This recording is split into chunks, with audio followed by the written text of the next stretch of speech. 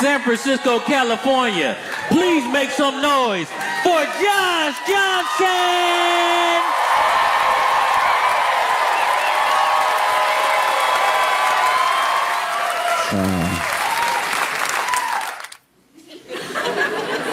I've been having trouble. I can't stop thinking about how we've gone from this like 36-hour news cycle that we were kind of in last year to now this sort of 12-hour, maybe even 6-hour news cycle that we're in now. It's just everything bombards you all the time, and there's no time to take in a story as it's happening. As soon as a story happens, there's another thing to replace it that's the big deal for this 20 minutes, you know?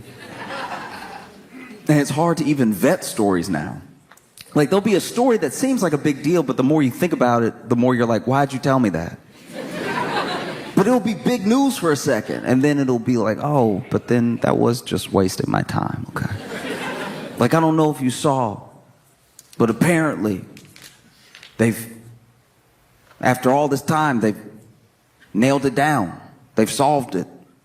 Apparently, we got Jack the Ripper.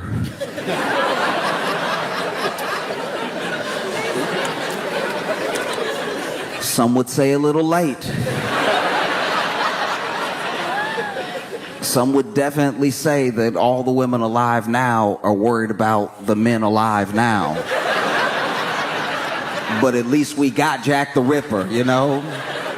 He eluded us for a while, but he couldn't hide forever. Apparently, some guy claims he nailed it down with some DNA, and after I finished reading it, I was like, yep. Think he got away with it.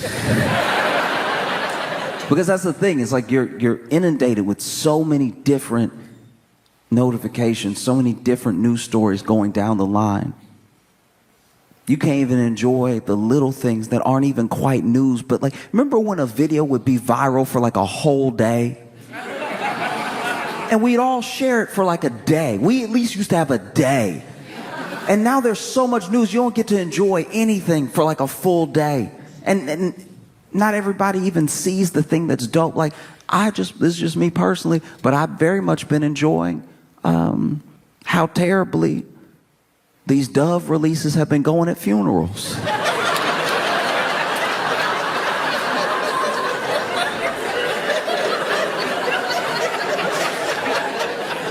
In case you're not familiar, there are some funerals where everybody can't get like a 21-gun salute or anything like that. So they'll do something special, whether the funeral director suggests it or the family wants it, and they'll have these doves.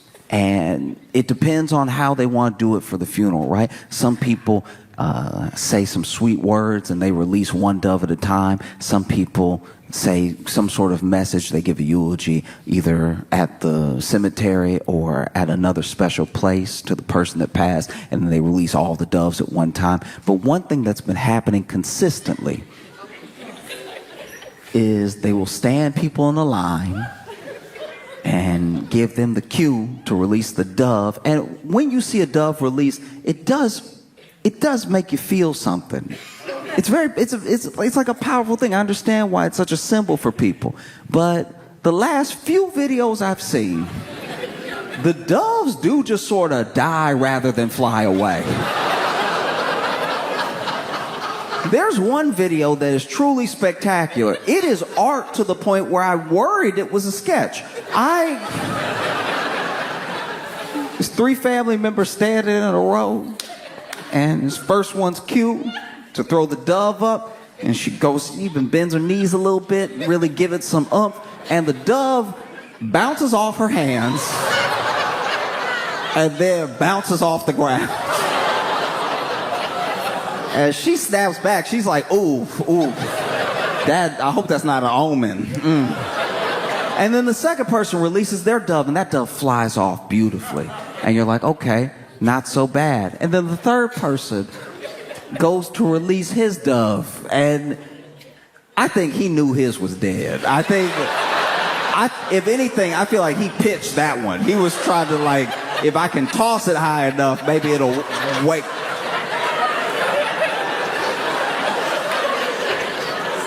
There was another funeral where they were doing dove releases, and they had like 5 people lined up, and they were doing a different like stanza to this poem, and at every break in the stanza they released one of the doves and stuff, and they were getting close to the end. So this I don't know if this woman was number 5 or number 4, but she was whispering at the funeral director the entire time, "He dead."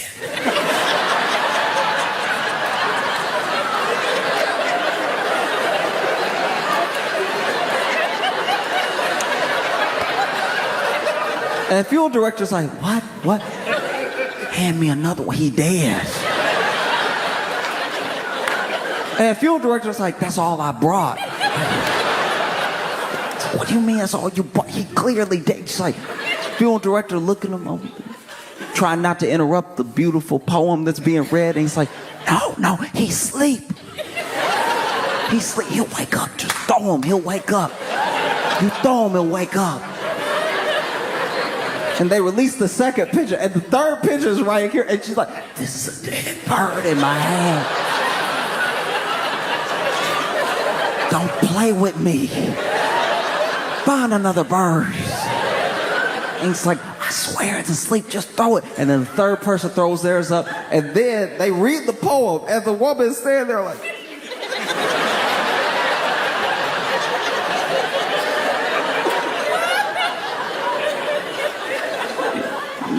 you could tell they get the like last couple lines of the poem, and this woman holding this bird goes,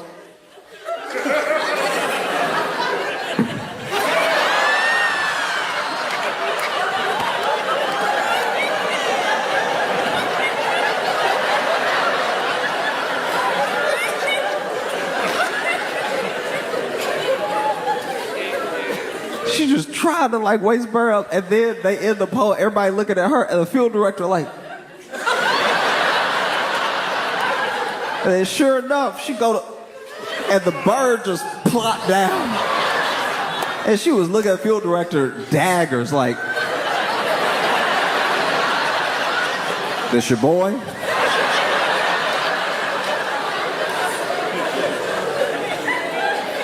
And then the 5th person, their dove fly off no problem. So everybody got a good dove, except for her.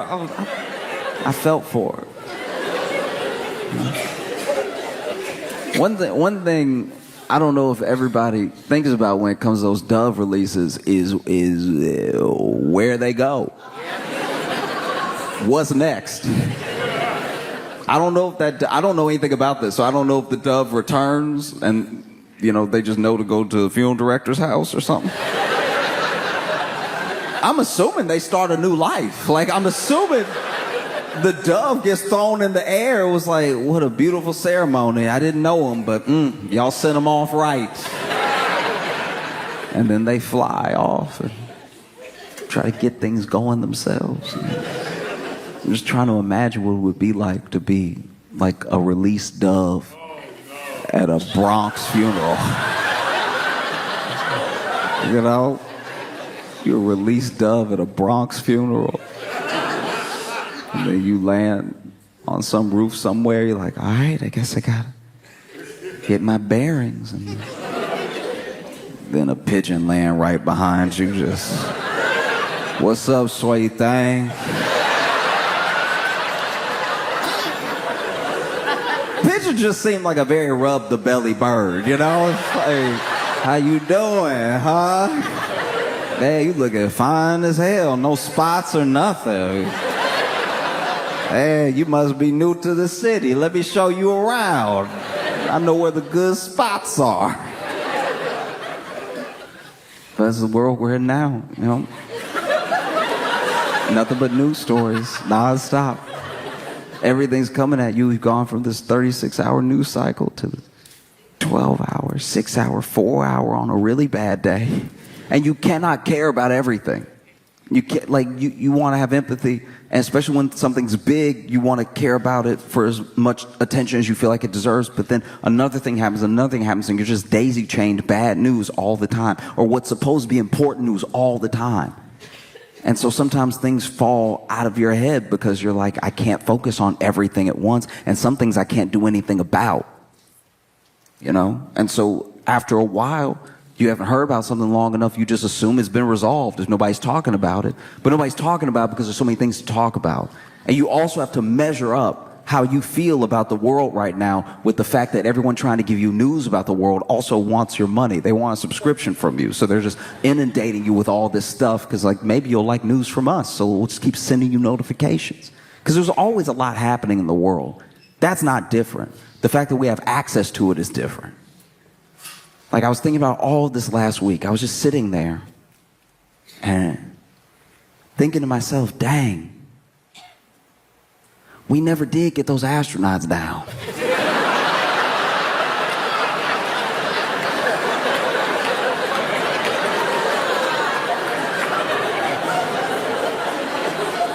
What's the plan? That was a while ago. We should probably do something about that. And look, it's not like I can do something about it. You know, I care, but I can't help. It's not like when your loudest, dumbest friend is in a bar fight, you know? And they're over there talking trash, and you're like, he over there, though. I would never be able to get there in time. There's nothing I could possibly do. He's kind of on his own, which is a shame. I wish I could help, but he's all the way over there, and that other guy is very big, and no one was talking to me. So, in case you don't know,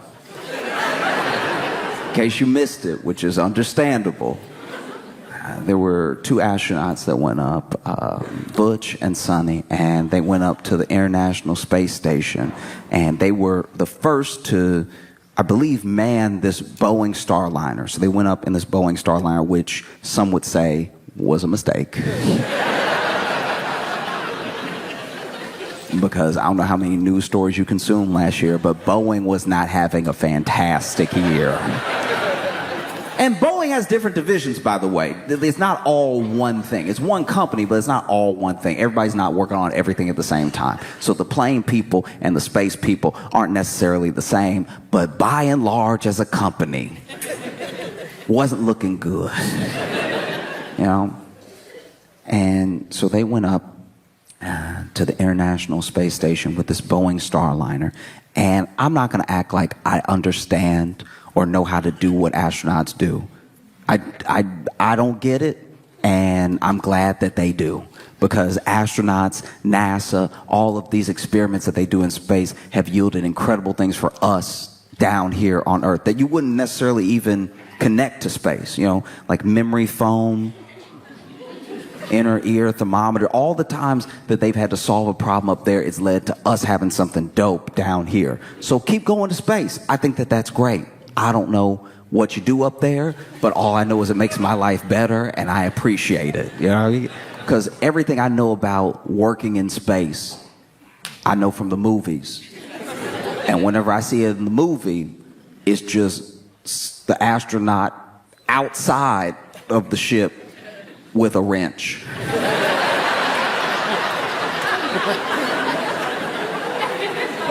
Every time I see it, it's Sandra Bullock or Bruce Willis outside the ship, just...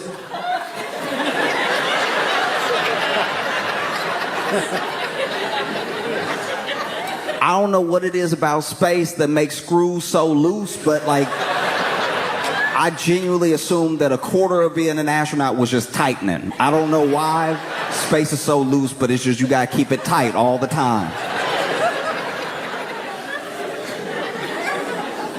And so they send them up there, and this Boeing Starliner had a bunch of other problems. It had a bunch of other issues on the sort of unmanned tests that they were doing, you know. And so it's very brave of them to even go up there and be doing these experiments and try and make a better world for us, you know. They get up there, and they're supposed to be up there for like 8 days, right?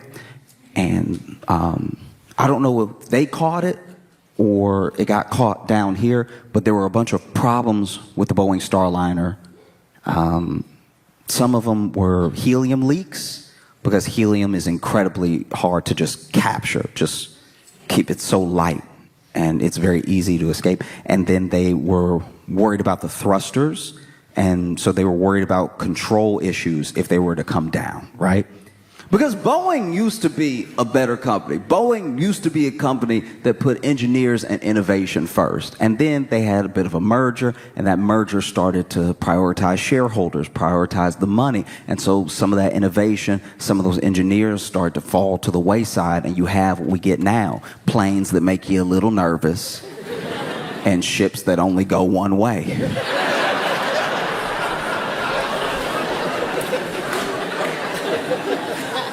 Because, make no mistake, Butch and Sonny are fine in the sense that they are the most seasoned astronauts that we have. You know, Sonny has logged potentially more hours than I think any. She had 322 days in space, and she has logged like 50 hours of spacewalking and everything. She's like a true veteran. And even before that, she was a diver in the Navy, and she piloted combat helicopters. Like, she knows what she's doing. And Butch is the same way. Butch had already been on missions before this. And to be fair, this was going to potentially be one of their last missions. And so for them to go up in space for those 8 days, them getting some extra days, maybe they don't mind. I just am trying to not project how I would feel.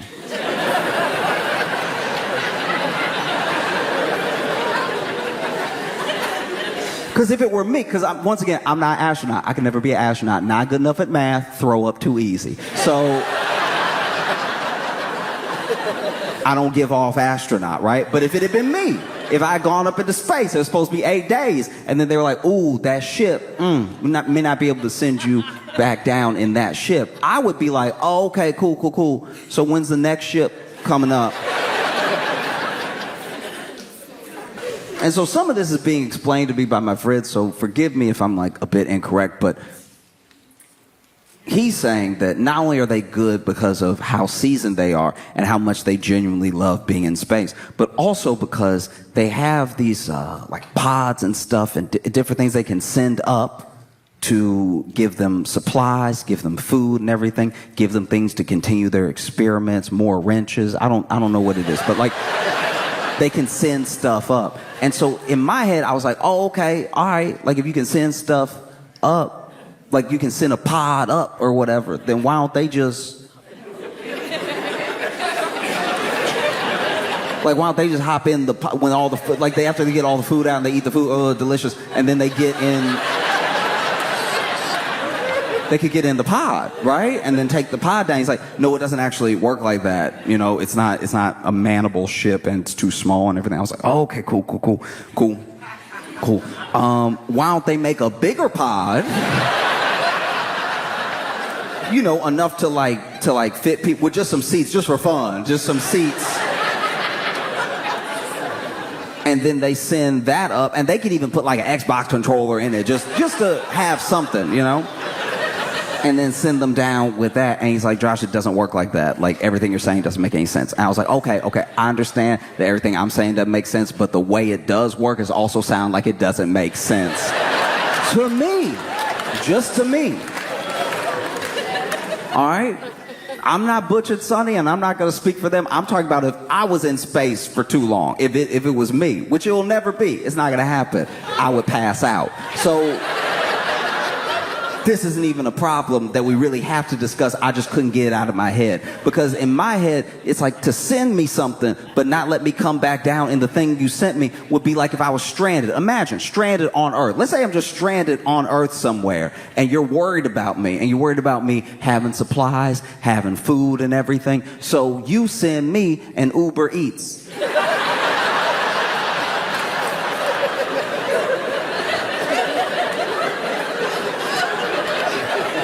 But then you go, no, don't get in the car. Don't get in the car. That's not how this works. This is not a car. This is a burrito car. See, you don't understand rocket science. This is a burrito car. You just try to get in any kind of car you want. That doesn't make sense. Stay there till we come get you with a car.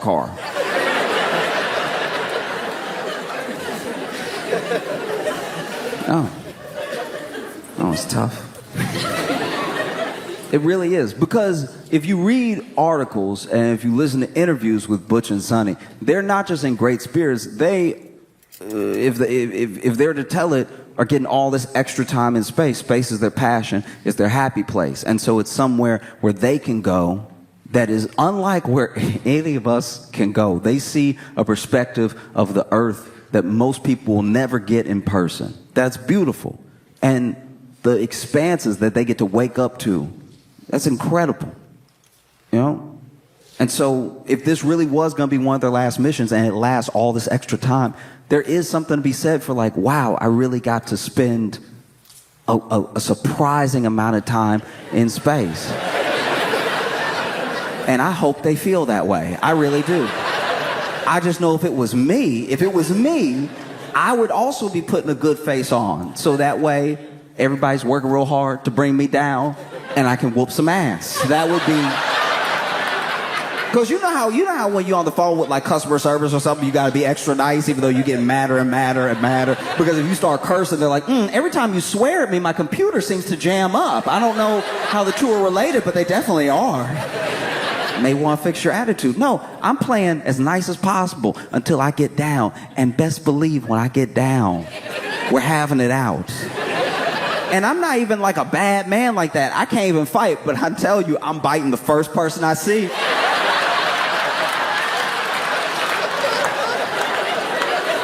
I cannot swing, but best believe I will catch a mouthful of your chin, all right? You leave me up there all this time? What's wrong with you? You must be out of your mind. You got me. Because look, I believe it. I believe that they love being in space, but everybody has a bad day. And I think a bad day in space is an extra bad day. Let's say you wake up, and it's just one of those days. You wake up wrong side of the pod. You know, very upset. And all you want to do is brush your teeth and maybe go read a book or something. You know? But you take your eyes off your toothbrush for 1 second. Now all of a sudden you...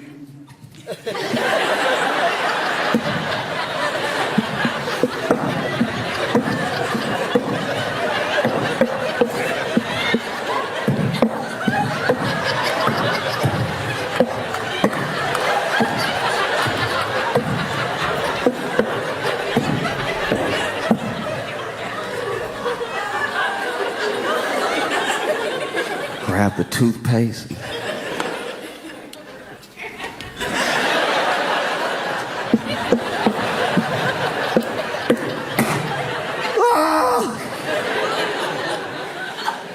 Oh. Or maybe, you know, you got your coworkers up there. Butch and Sonny, I'm sure they get along, but there's other people in the space station that can leave.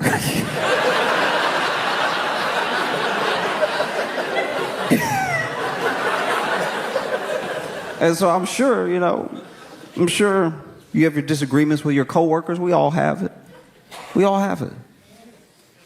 You want to storm off.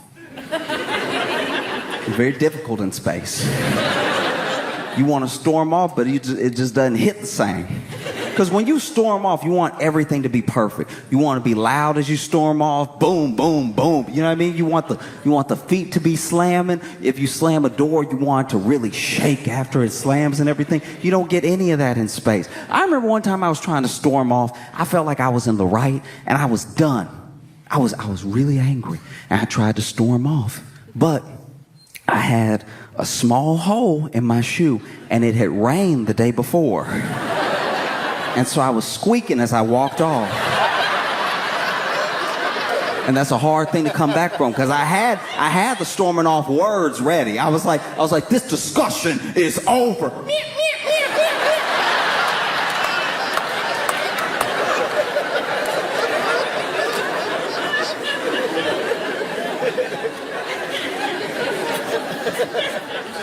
So sure enough, you know, you want to storm off in space. Maybe your coworker's making you mad. And you've had enough of it.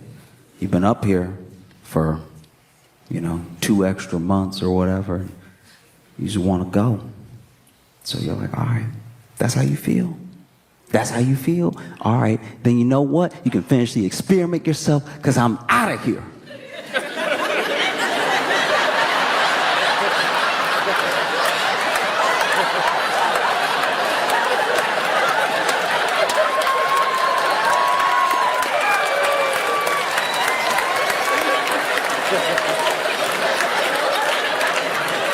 I'm trying to leave.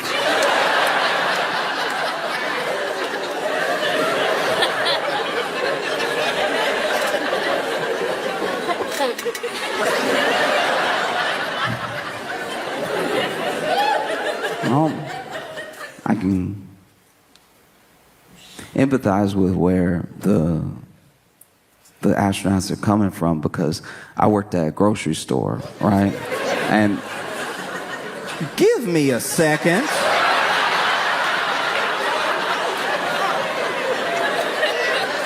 That is wild. In the time I'm talking, I haven't built up enough trust that there's a point that I'm trying to... Y'all are rude. That's wild. Okay. Anyway. I used to work at a grocery store.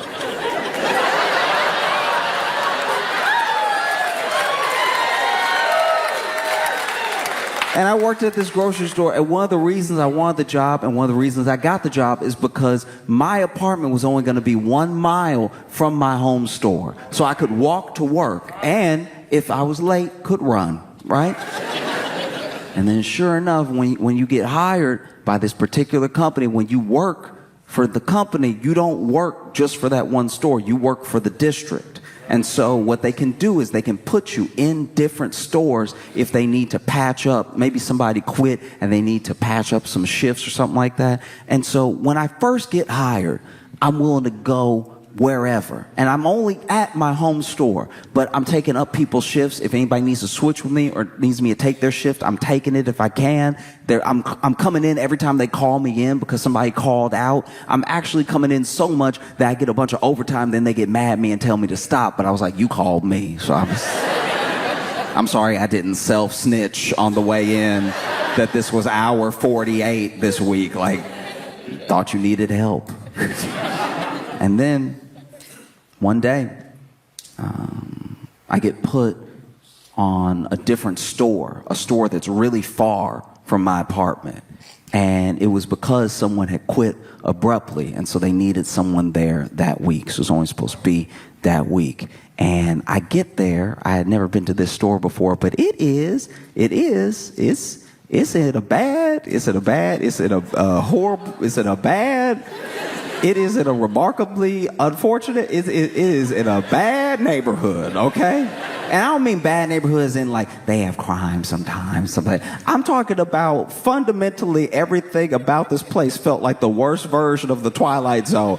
This is the only place I've ever seen on 3 different occasions a rat walk out of the trap. And Tom and Jerry style, like really starting his day, yawning and everything, stretching his legs and stuff, going about his day. And it was one of the big industrial traps. I don't even know what's in those things, but it's supposed to kill rats. And that's where he was chilling. So these are grizzled veteran rats. And I go in the store first day, I'm ringing people up and everything. And this one person comes to my line. She only had 1 item. I scan her protein bar. She pays me. And as she's paying and she's putting the cash in my hand, she leans in a little bit, which was odd. That's not something that you normally do. And then when I'm handing her her change, she says, "Thank you. There's a poop in aisle 5." And then walks out.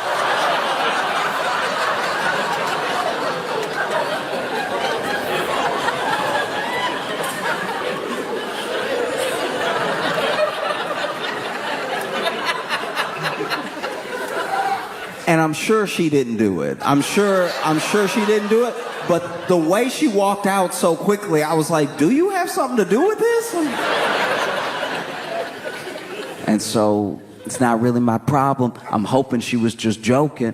And so I just keep ringing people up, right? I'm just continuing to ring people up. And then my manager comes over, and my manager is like, hey, Josh, we gonna switch you off a register and put you on the floor for a little bit. Because, you know, there's so many crazy things happening today. And so I'll go ahead and switch with you. And so then I had to count out my till and then go to the floor. Now, I'm still not electing myself to go to aisle 5, right? I went straight back to the back room to grab some chips that were out in front. And so I grabbed the box, and I'm opening the box and, you know, starting to stock the chips. And I hear a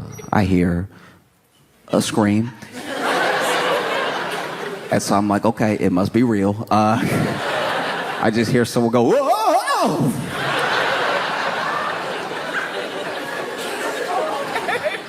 And so then I just keep stocking because I'm like, I don't want that to be part of my life, right?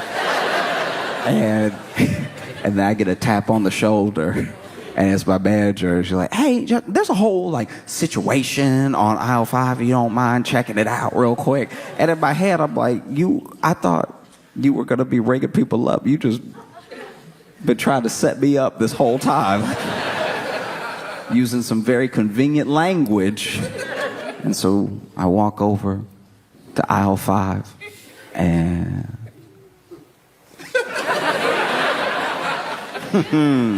I see it, right? And the only thing on aisle 5, on the way to aisle 5, by the way, I passed 2 people who were running away from aisle 5. Like, fully bumped me out of the way. Just like, you know, like when you're in a zombie movie and everybody's running in one direction, but you got the shotgun, so you got to head towards the zombies. And so then I turn the corner, I see it, and the only thing on aisle 5 is it and one guy. And that one guy is looking at it, and then he looks at me and goes, I didn't do it.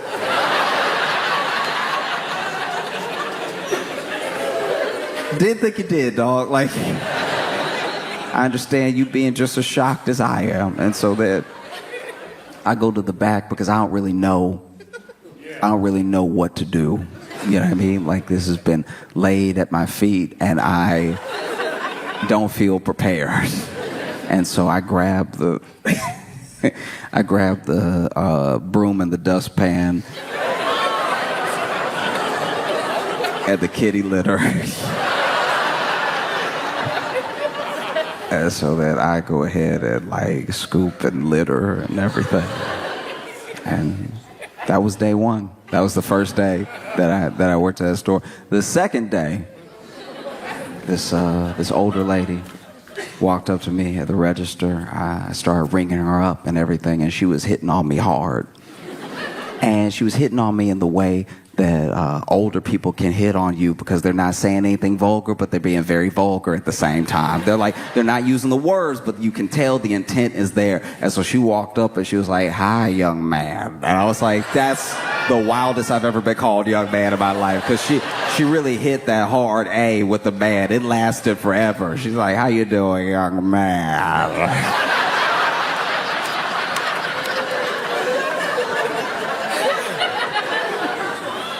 And I'm sitting there like, the name tag says Josh. Like it. And so I'm ringing her up, and she's like, what you doing later? And I was like,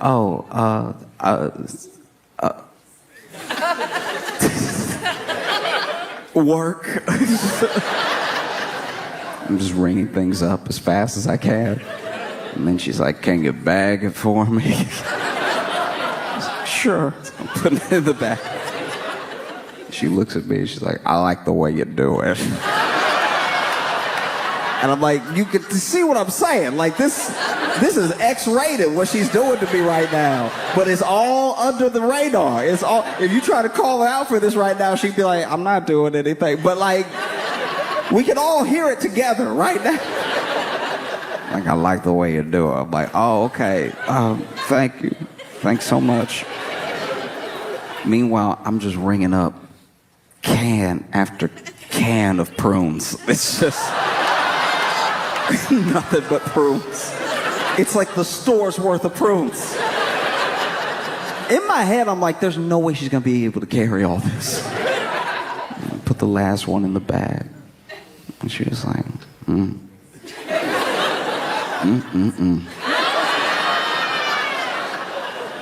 I'll see you when I come back.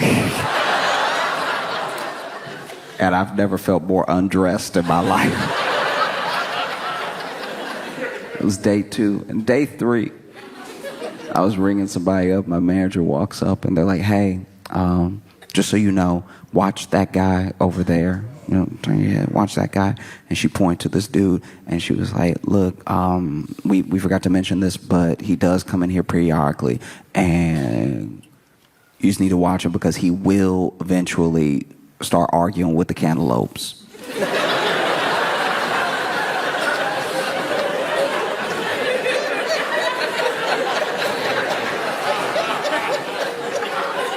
And I always try to be respectful of my bosses and stuff, but I did turn to her like, what am I supposed to do about that?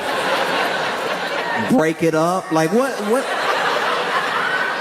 do you expect? Why you even tell me this information? We have a security guard, right? And so I'm bringing people up, and like 5 customers later, I hear in the distance, don't talk to me like that. And so immediately I turn my head to our security guard. Our security guard, all I see is his back foot walking out of the store. Because we always had security guards on hand because it's a bad neighborhood and everything, but at the same time, they were allowed to take their break whenever they wanted. So then I think he saw the cantaloupe argument breaking out. He was like, that sounds like a great time to have a snack. I'm hearing a snack right now. And so then my manager comes over and she's like, we should go say something.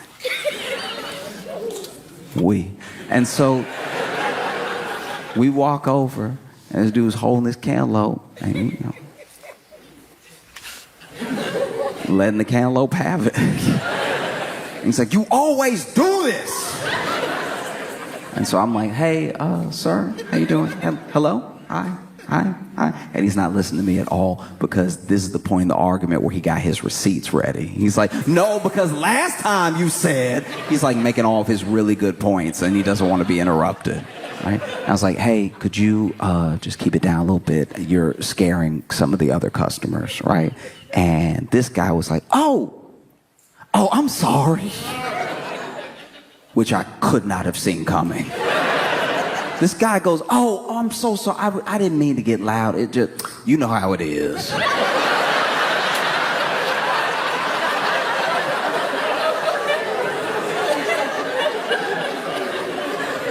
I was like, yeah, no, I know. Yeah, cool.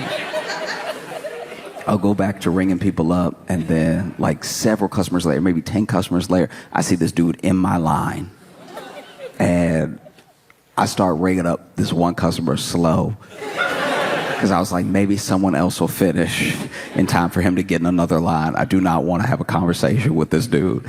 And as I'm ringing them up, this guy's holding the cantaloupe and he goes, don't start again. Don't start again. And right as I look up, he's like, you know what? We're through. And he slammed the cantaloupe down. And I know he was arguing with a cantaloupe. But in that moment, I was like, oh.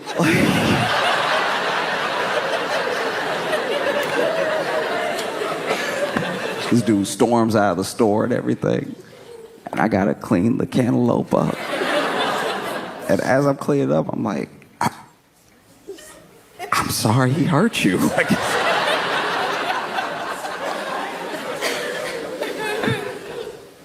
And that was just 3 days working there. You know, 3 days working there. And I was supposed to be there for a week. And they ended up having me there for 6 months. So when I tell you I can empathize what the astronauts are going through, like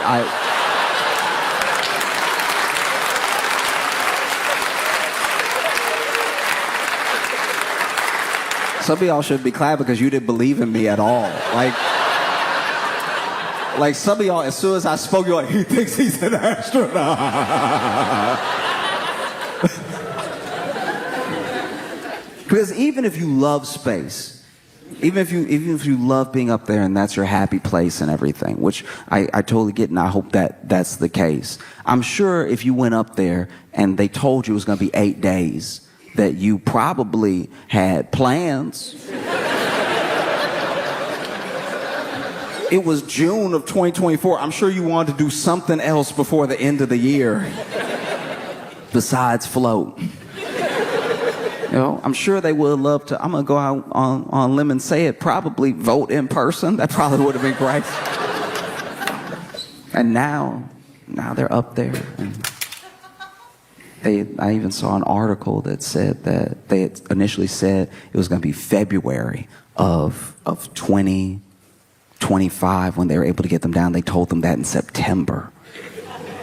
And then it got pushed a little bit more, so to like March of 2025. And then I just saw an article that said that there have been some developments and they may actually be able to go up there and get them early.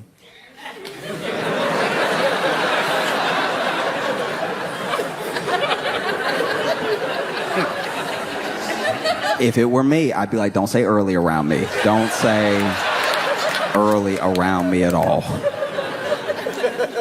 Because Butch and Sonny are up there and they're going to be returning to a very different Earth. Which might be why they so cool with being left up there. That might be it. They're probably like, nah, I'm good. I'm chilling. Don't worry about me.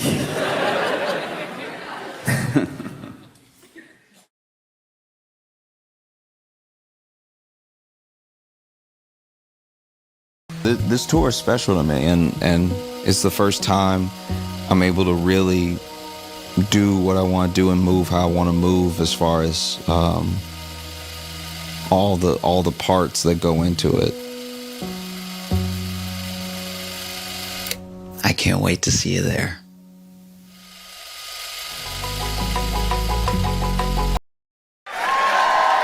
You ready for your headliner? You've seen him on The Daily Show all over YouTube. Put your hands together for Josh Johnson!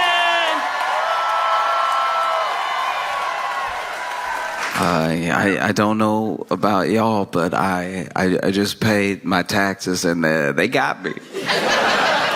Oh, they got me good. Oh, they got me real good. I was wondering if they would get me. And then they were like, no, we didn't forget about you.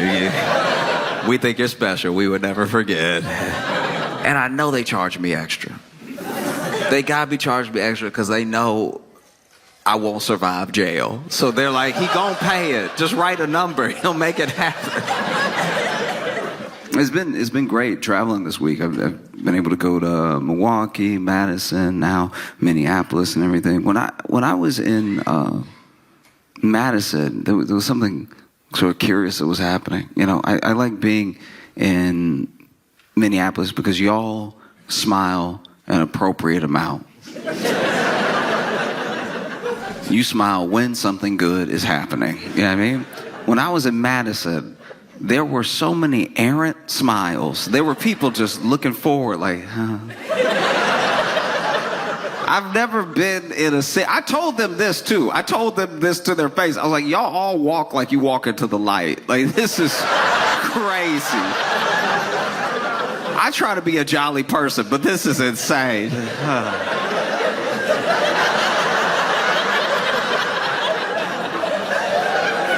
Nah, man, what?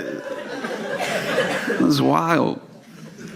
And when I was there, I like when people are happy. I hope to make people happy. But when people got a little bit too much of it going on, I do have to get to the bottom of it. You know? And so I did do a couple things. It's something I like to do in any city when I see too many people smiling when I get there. I immediately go to that city's Yelp. Because I'm like, there are problems here somewhere. We just have to find where they are. You know what I mean? Not everything is a 5-star experience. Not everybody gonna give a 5-star. And it didn't take long. I found a 1-star. I won't name the establishment, but the review simply said, their old fashions taste like barbecue sauce.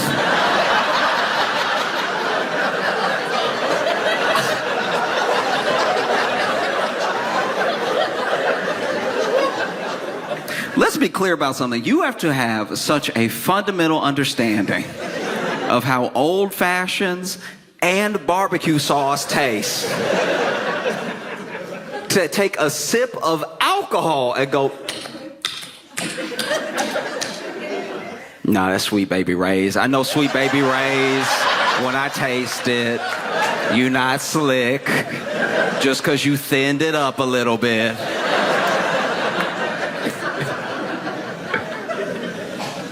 Oh, it's tough too, because when you're dealing with some of this happiness in different places, you wonder, did y'all get taxed? Do you know what I mean? They must have skipped over y'all if y'all so happy all the time. And I think sometimes taxes feel extra difficult because when you pay them, you feel like you're paying them for everything that happens next, not to pay for the life you were living up until that point. Does that make sense? It's like when you pay rent. You're paying rent to keep living there. But when it comes to taxes, you're mostly paying for everything that already happened, that you already enjoyed or didn't enjoy, depending on the city. And I think that if you got something back with your taxes, let's say you pay your taxes, they give you that tax return and everything. You can read all the numbers, why they say you owe what you owe or why you got back what you got back. And then they list next to that what they paid for with it. That might make people feel a little better, you know? Because we don't know where our tax dollars go exactly. So then something happens and you feel like you're paying for that and you're like, this isn't what I paid for. And somebody should tell you, oh no, this isn't on you. That's not, that wasn't your money. You know what I mean? Like paying taxes as part of a country feels like when the bill comes and you got to split it, but you only got wings.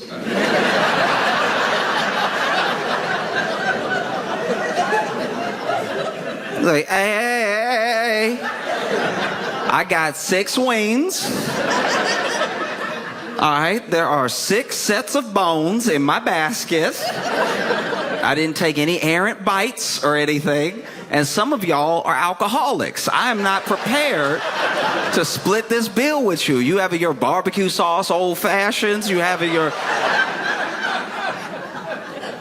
I'm not down for this. Because everybody's having some money troubles right about now.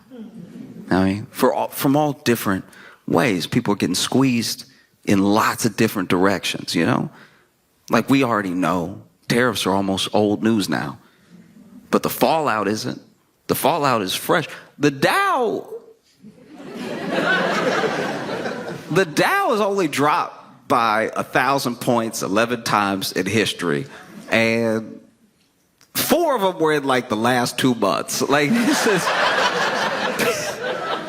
is very bad. If this were a roller coaster, this would be the part of the ride where your neck breaks. Like this is...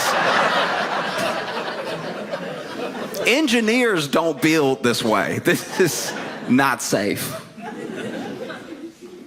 And you know, you see it through the tariffs. I've talked about it before, but those people on the money channels, they're still a bit nervous. They're still freaking out, you know? They still come on every day. One of my favorite things about watching them now is they talk to us like we're the news.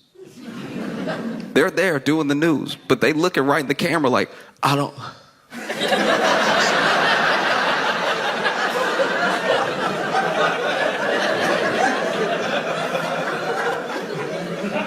What y'all think?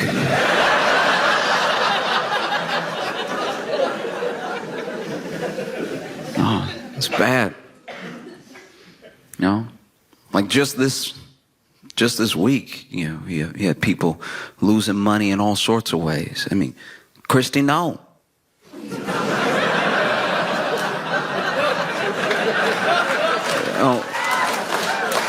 Christy Noah was at a restaurant, got her bag stolen, right? And I don't know.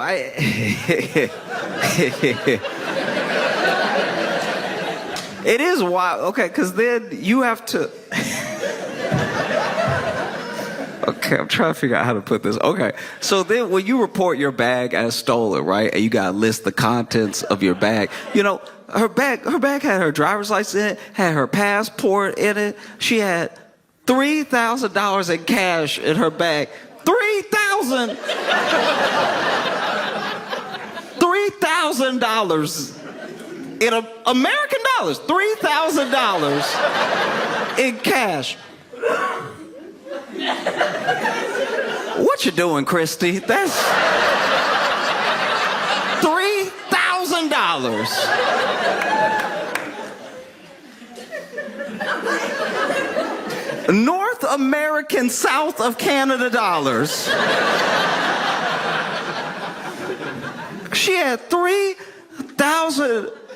That would make sense if this was like the 90s.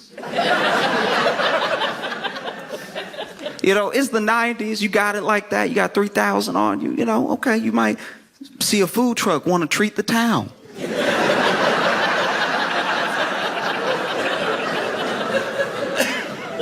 $3,000 in cash in 2025. $3,000 in the year of our Lord Apple Pay.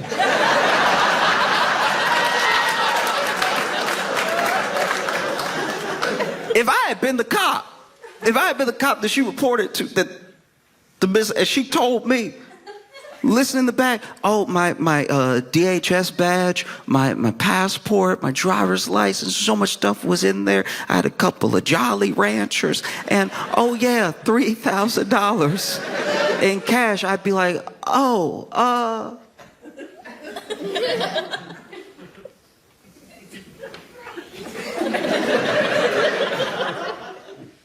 do you rap or something? Like, why do you have that much cash on you? No, she had $3,000 in cash. But the kicker for me was she had a bunch of blank checks. I don't even have to, yeah. You still write checks. In 2025,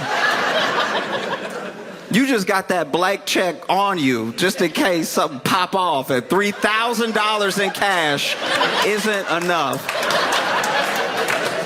This is the most prepared to be mugged individual I've ever seen in my entire life. That is insane. You already got $3,000 in cash. Imagine you pull up on Christy Noah, you're like, give me everything. And then she's like, here, you about to walk away. And then for whatever reason, you don't know why, you just feel led for one moment. You look over your shoulder back at her, and she got a pen.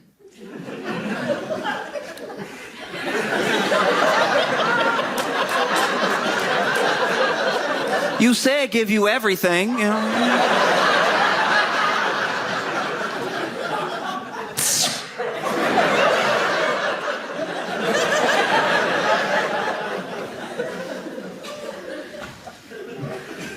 A bunch of blank checks.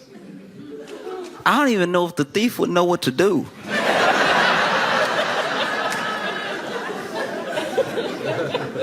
Like, there used to be whole departments dedicated to check fraud. And now it's like 2 dudes. People are not writing checks like that anymore. I bet you. They dump the contents out. They're like, oh, we score. We got $3,000 in cash. We got her DHS badge. I'm sure she's going to want that back. We got her passport, her driver's license. Oh, we got everything.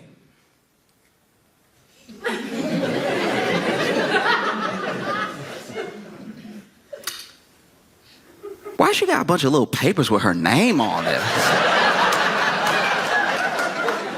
Some people so conceited.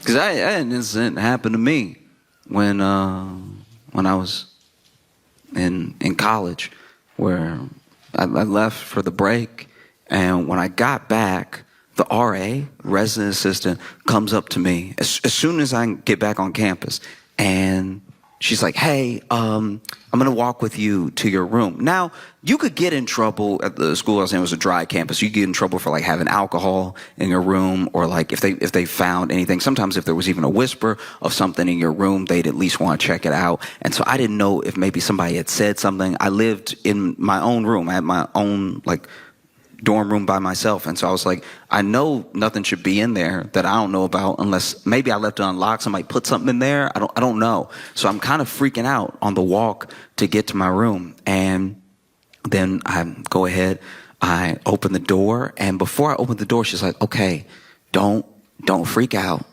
And I was like, that's not how you start. It's the least helpful way. She's like, don't freak out. While people were gone on campus, there were a series of break-ins, and your room was one of the ones that was broken into. Right? Now, this isn't like me being like poor me, but everything I had is everything I had. Right? So I like the stuff that I left there, I have one of everything. Right? And same for the stuff at home. And so I'm opening the door thinking like, oh my gosh. Like, I don't have money to replace things that might be missing or broken, So I open the door, and my room is trashed. It's like fully ransacked and everything.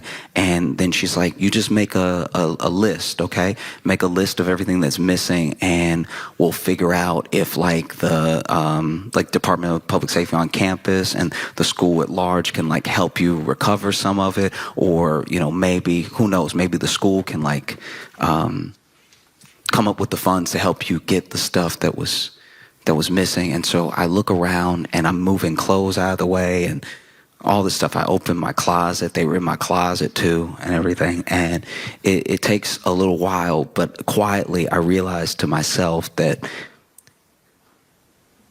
they didn't take anything. This.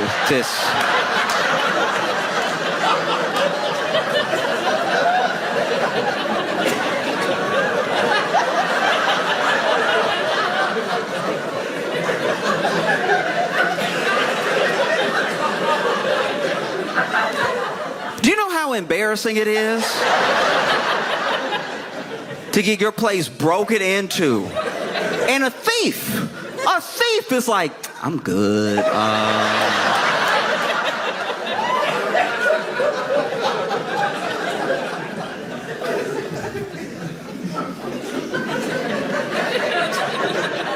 What do you do?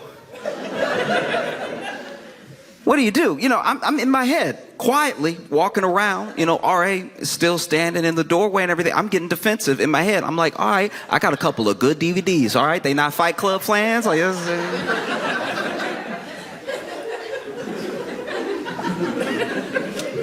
got a PS1. I know the PS3 is out, but I had a 1. They could pawn that. They don't even have imagination. So finally the RA is like, so, anything? And I was like,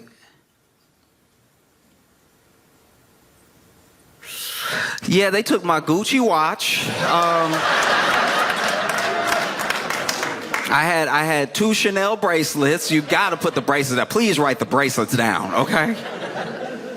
And I had about $3,000 in cash.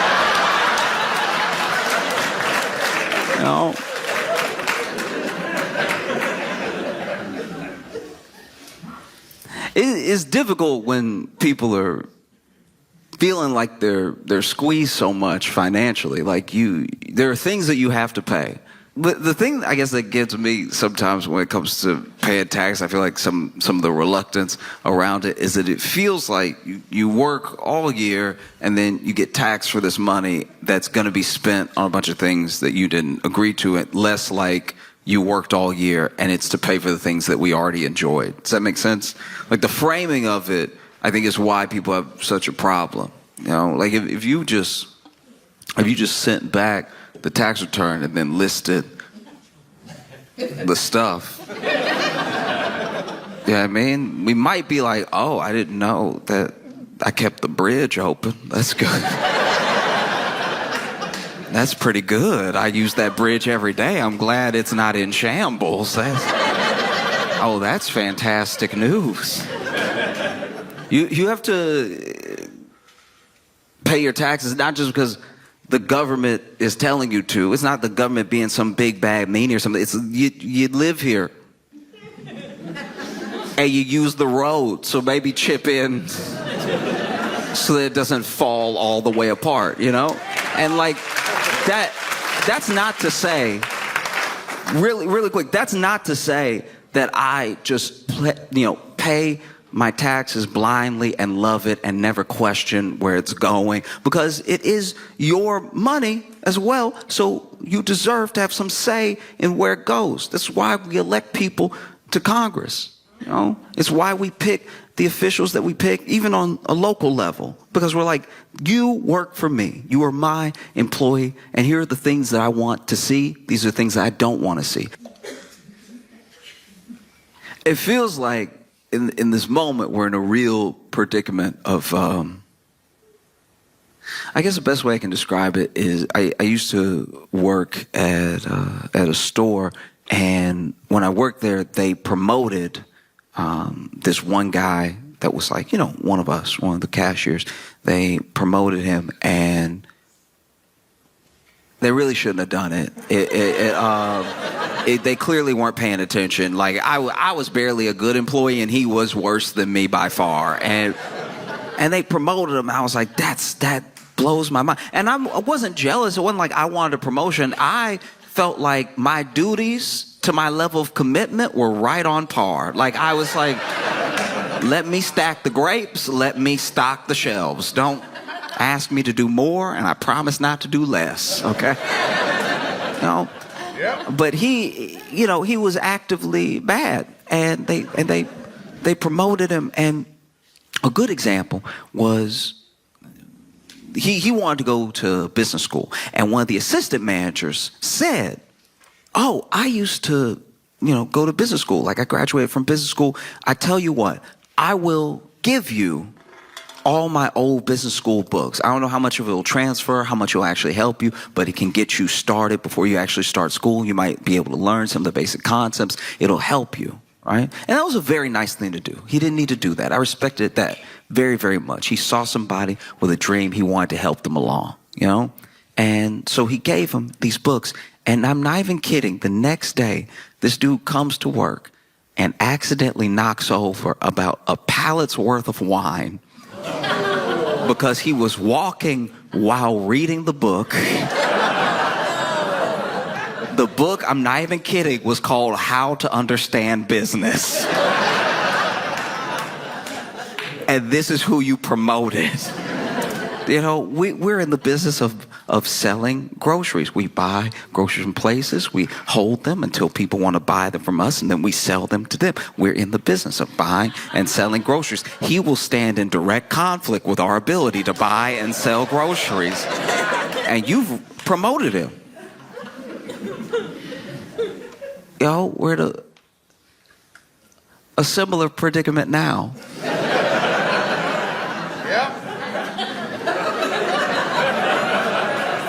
As a country, we're in a similar situation because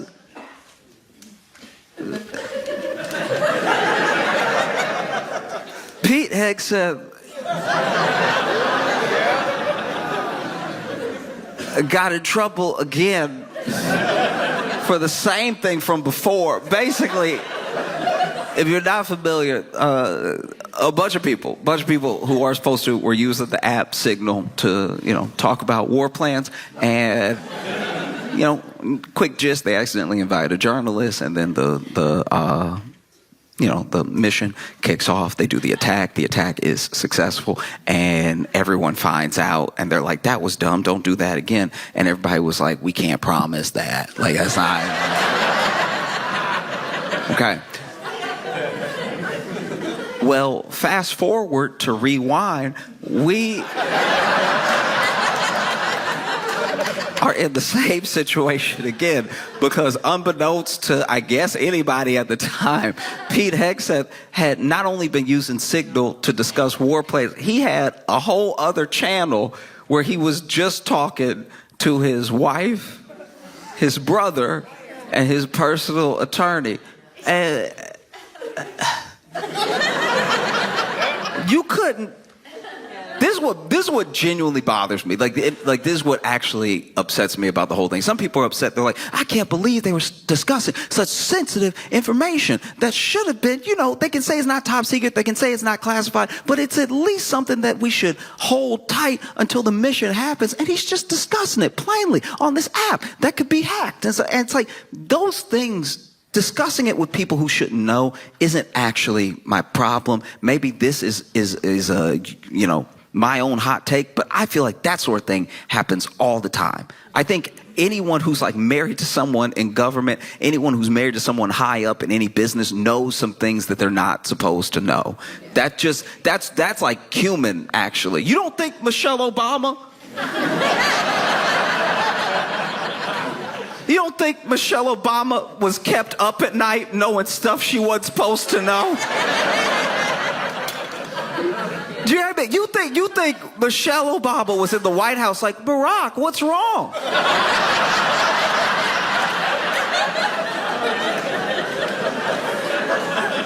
And then Barack was like,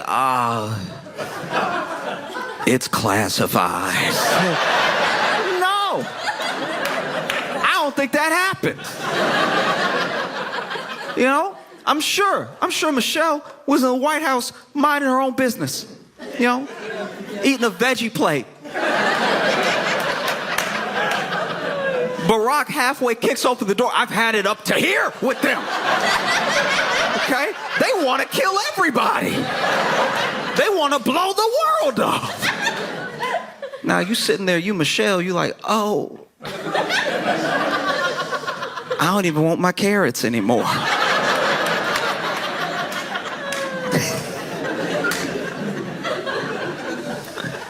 Oh, no. The thing that bothers me is that Pete just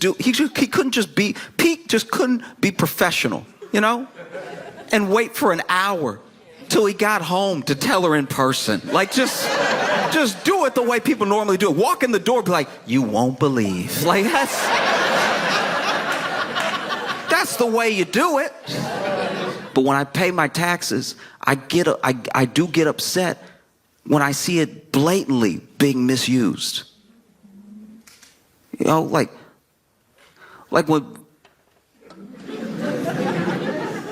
Pete Hegseth is supposedly building a $40,000 studio in the Pentagon to do his makeup before he goes on TV. I'm like, that, if even $1 of that is mine, I'm very upset. Like, I'm not saying I'm the whole 40, but like, that's so insane. Secretary of in the makeup room. Should he be at war? Like,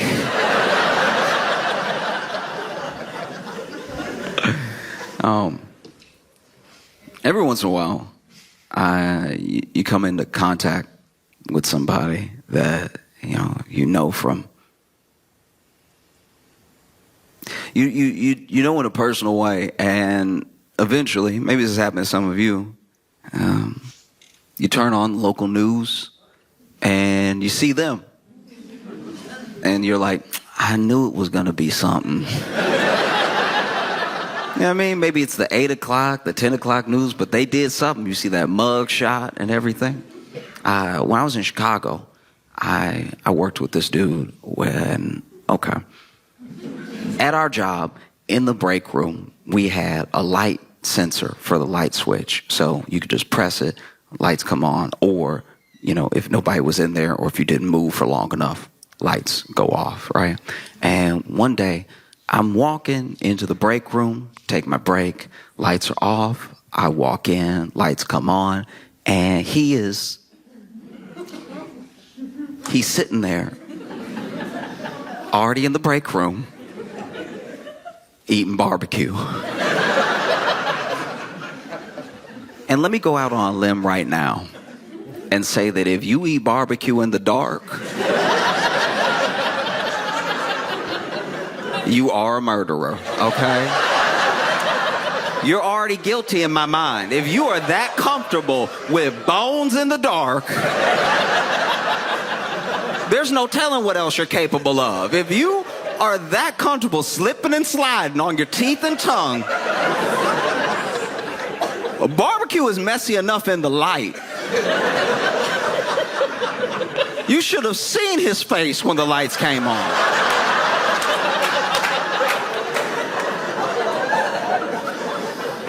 It was insanity. And then I walk in and he not even, if it were me and that happened, because I try to put myself in his shoes. I try to be empathetic. I'm like, okay, let's say you eating barbecue in the break room on your break, right? Kind of a heavy meal for a 15-minute break, but to each their own, you know what I mean? You go be sleepy when you come back, but I want everybody to enjoy their life. So let's say you're eating barbecue in the break room and you are somehow doing it so still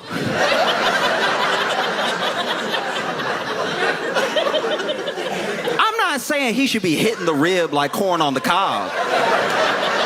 You know what I mean? I'm not I'm not saying he should be digging into it with his face. Like,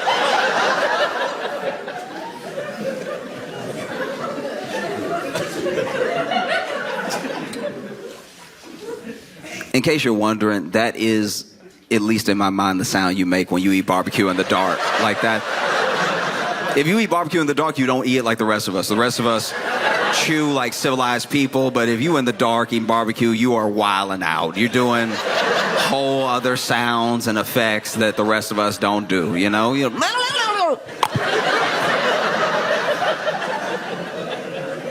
I'm not saying that you need to be doing a bunch of extra movements when you eat your barbecue. I'm just saying if you're doing it so still, munch, munch, munch. Munch, munch, munch. Munch, munch, munch, munch. Munch, munch, yum. Munch, munch, munch, munch. If you're doing it so subtle that a light sensor, that technology was like, ain't nobody in the room. And then they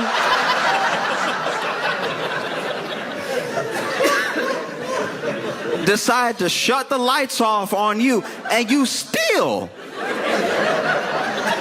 did not feel led to change the conditions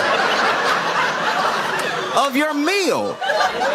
If you were eating barbecue in the break room and then the lights go off and you're like, that's even better.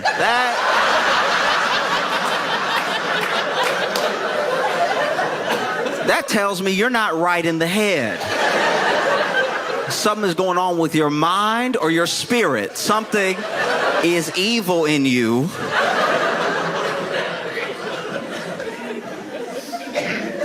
Munching away. And then you think to yourself, oh, what if someone walks in? What if someone walks in and feels like, this is awkward, this is weird. I would hate for them to judge me and my entire personality based off of one instance, you know? Maybe I should get up and paw my way, if the lights don't come on, to the light switch and press it so the lights come on and the room is once again filled with God's holy light.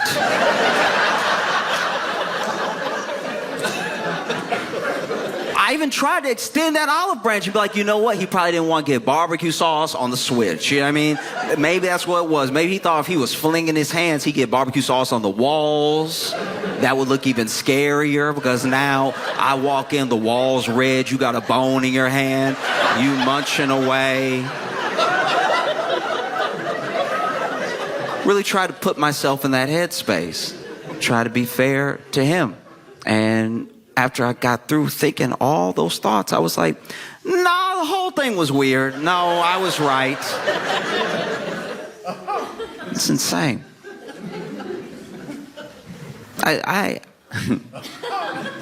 Okay.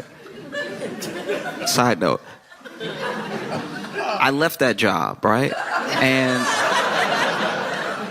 one day I was catching up with a different coworker. I was telling them what happened, right? I was like, hey, I was super weird. Like I get in there and, you know, he'd been in the dark, so he wasn't fazed. It wasn't like something just happened and I walked in right after or whatever. And they were like, oh, you know what? I didn't want to tell anybody. But the same thing happened to me. Which means on a different day, this man was eating barbecue so gentle that he lost the light again. And this dude, okay, so look, so my coworker told me, they were like, no, okay, so when I walked in, that light, I think, was genuinely broken because I walked in and it was still dark. Like it didn't just come on because I swung the door open, right? So we at least know now he didn't turn the lights off on himself. Because I did worry about that. I did worry that man took his break, went to the break room with his barbecue, knew what he was about to do, knew how unchristian he was about to behave. Set the barbecue down on the table and was like, nobody needs to know. But yeah, so apparently there was a problem with the light in the break room, and they were like, yeah, but when I walked in, he was eating the barbecue, and I'm pretty sure he was choking. Which would make you feel bad for him for a second, until you really put yourself in that situation. Because if you walk in to a dark room, you assume nobody's in there. And the sound of someone choking on barbecue in a dark room does sound like a demon. It does sound... If you walk in and it's like... No, do it real quick. Close your eyes. Close your eyes real quick. I want everybody to close your eyes. Close your eyes. Close your eyes. Close your eyes.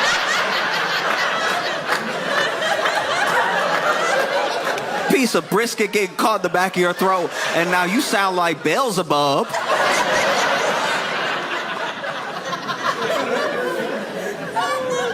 No. And so then when the light from the door spilled in, they saw him, and they couldn't really make him out. Because they were kind of blocking the light themselves, just standing in the doorway. And they said that they just saw him, like, eating in the corner. Which, why are you facing the wall? I forgot to mention that. That happened to me, too. He was facing the wall. It's already dark. You don't need to worry about being seen. But he's facing the wall going...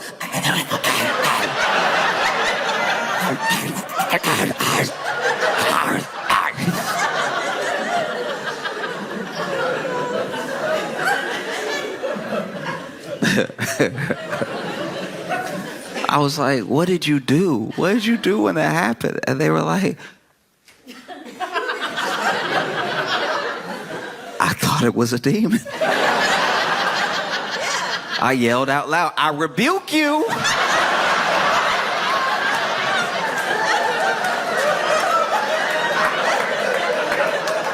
And then I closed the door.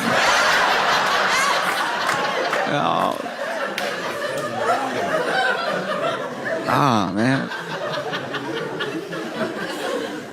So then, you know, I'm chilling in my apartment in Chicago and watching the news.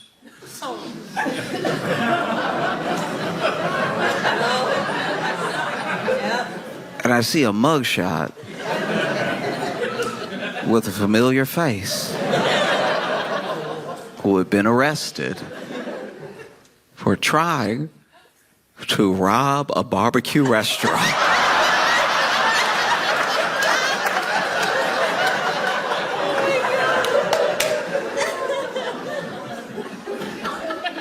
It's especially tough right now because I think people are getting squeezed from more angles than we thought was possible, right? It's like, wages aren't increasing, jobs are hard to come by because of layoffs. Some of the layoffs are like the seasonal layoffs when, companies restructure and everything, things that we're actually used to. But then some of them are people losing their jobs in government. Some people are losing their jobs in the private sector in place of potential like AI advancements and stuff, all while you have the tariffs going on.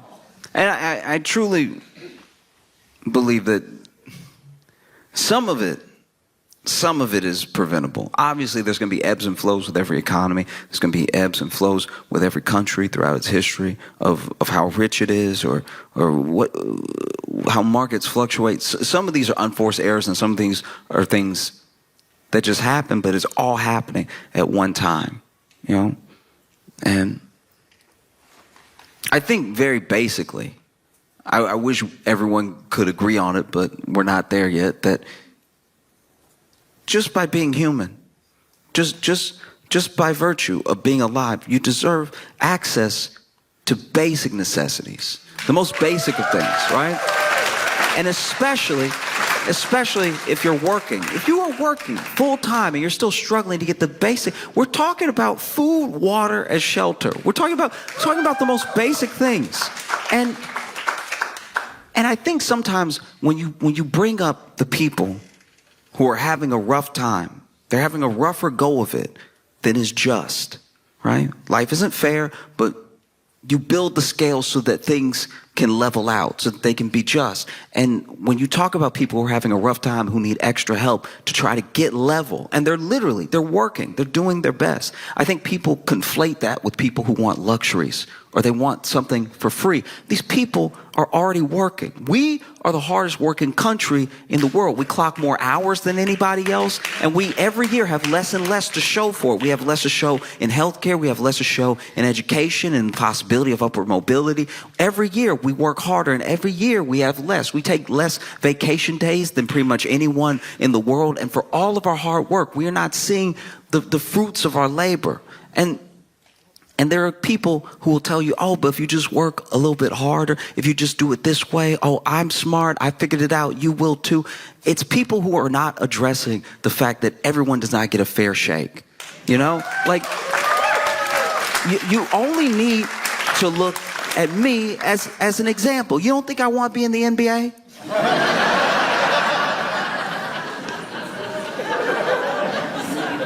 I did everything that I was supposed to do. I ate my greens. All right, I shot the ball. I did the running. I did everything.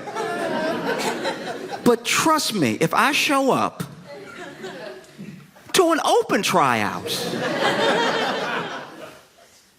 and shoot my shot for whatever team will have me, they will be calling security. All right. And finances work in a similar way. I'm not coming down on anybody who came up well, went to a good school, and then through that good school, you made a connection which got you your job, which affords you your lifestyle. I'm not saying you don't work hard. I'm saying everyone doesn't have that same opportunity, And I think that at the very basis, right? At the very basis of food, water, and shelter, people get it in their head that even shelter means, a lavish house or something. Lavish. I'm not talking about lavish things. I'm talking about enough to get by. Everyone is fighting to get by. When you talk to people who don't have about what they want, they just want to be level. They're not asking for expensive, lavish things like outdoor furniture.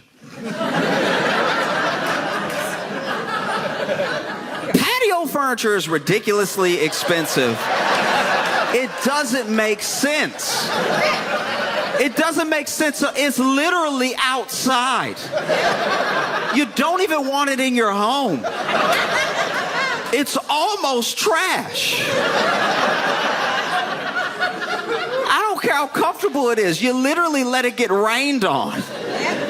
You know, you buy it from a store and then you bring it inside for a second just to take it out to the backyard and leave it there. And it's too expensive. It's crazy. In fact, when the outdoor furniture is inside, that's when you know it's bad. When I was living with some friends in college, their lawn chairs were the chairs. And I was like, we in a bad situation. We're not doing well. You got the patio furniture in front of the TV. We about to die tomorrow.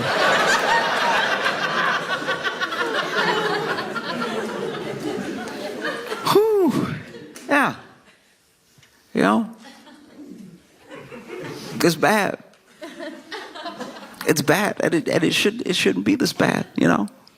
You work, you pay your taxes, those things should come back to benefit you. And it's still that there's a narrative that's going on that's got all of us really going after and arguing with each other. As if there's limited resources, as if there's limited money, as if there's limited opportunity, and we know there's not. We know that there's actually plenty to go around. Even with the hundreds of millions of us that are in this country, there's plenty to go around because we know how much billionaires have. Because they make it known how much they have, you know? Like you see how much land they own and you're like, that is a lot of people could live there. That's crazy. Or you know that CEO that said he wanted to own all the water? It's like, that's something you keep to yourself. What a sociopathic thing to say. Oh, I want all the water. You can't even drink it. What's wrong with you?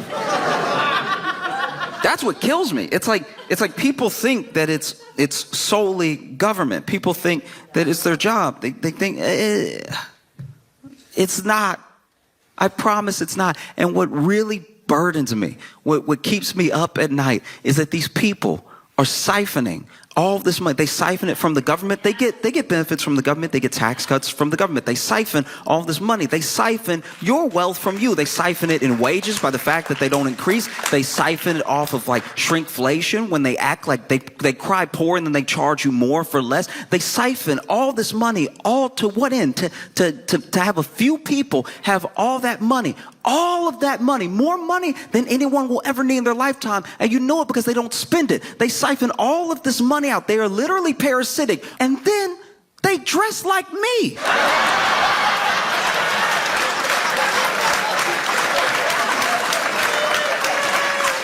That's so crazy. You have all the money in the world and you look like me.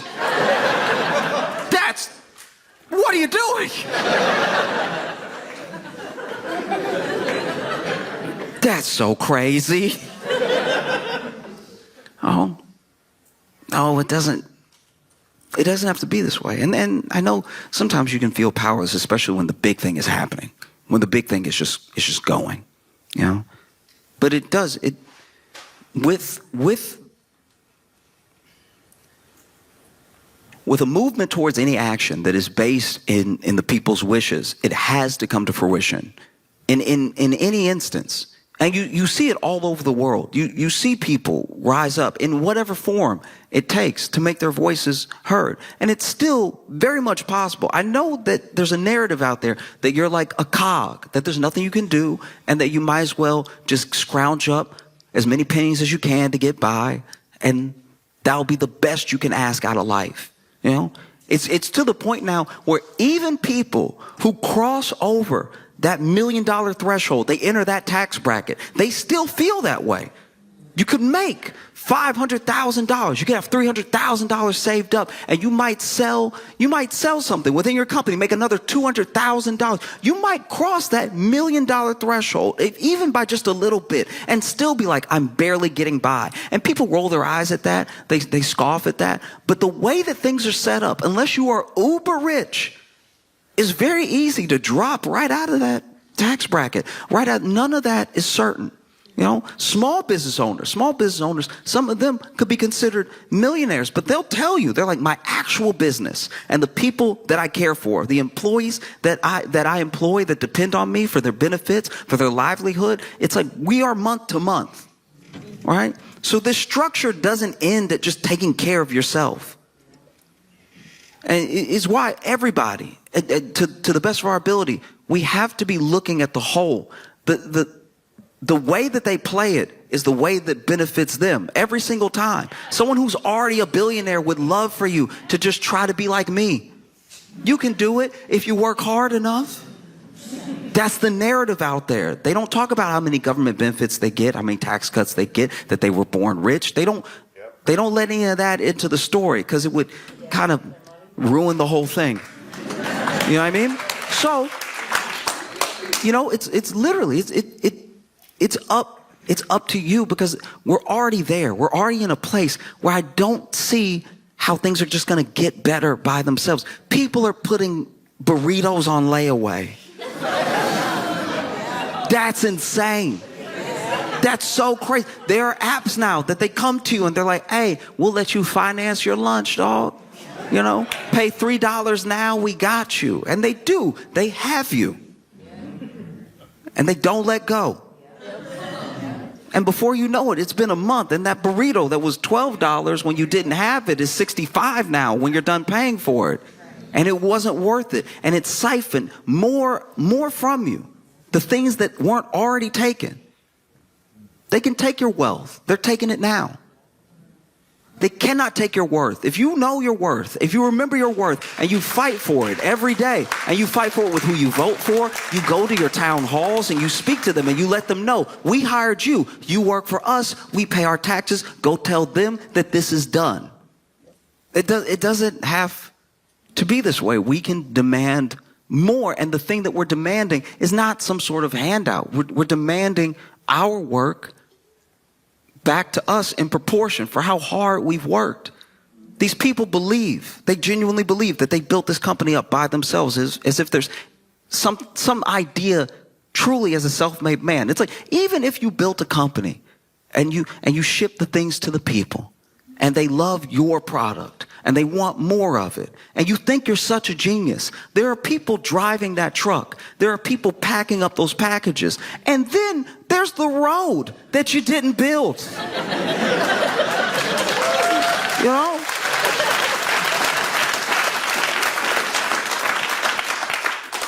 In what world should it be like this? That's crazy. And then the narrative gets put back on us that we deserve these pennies, that we deserve such a small share of the thing that we helped build. Look around. Really look around when you walk around your city. Really look around when you travel. Wherever you go in America, no matter who you are, we built this. We built this together. We built it. And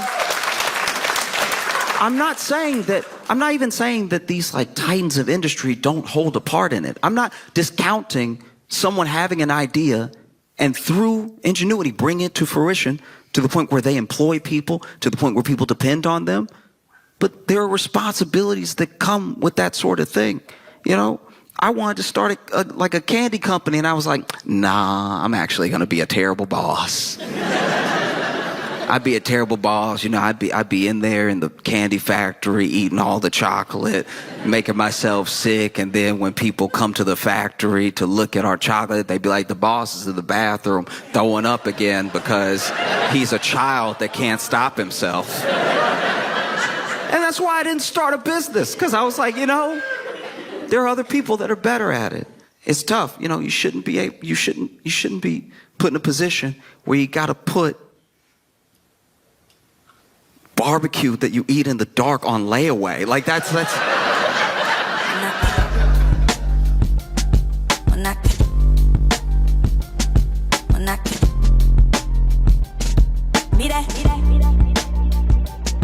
When I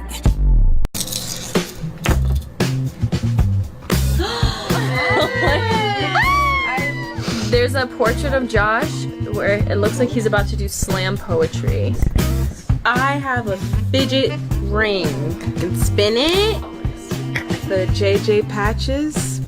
We got anime Josh here. Flower crown Josh here. We have a pen. Magnet hoodie. We love the Flowers tour. Please make it loud for Josh Johnson!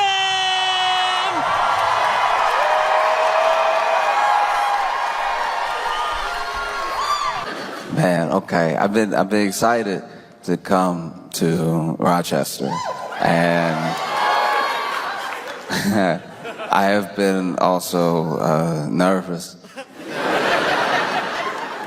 I mean, I cannot tell if y'all have a mountain lion or not.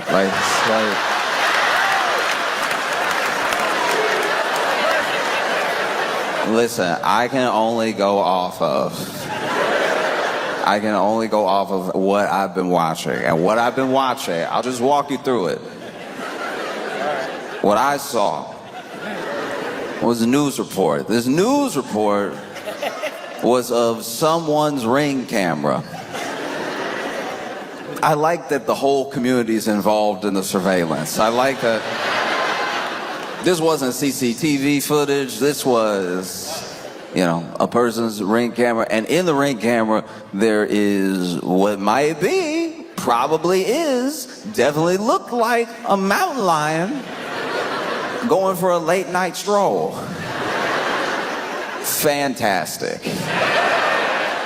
The mountain lions have heard that Rochester is a place worth parking, and so the mountain lions have shown up, and one particular mountain lion was letting himself be seen. That ended up on the news where I saw it, and I was like, that does look like a mountain lion. But then the internet being the internet, there were plenty of people that were like, mountain lion, that's a cougar.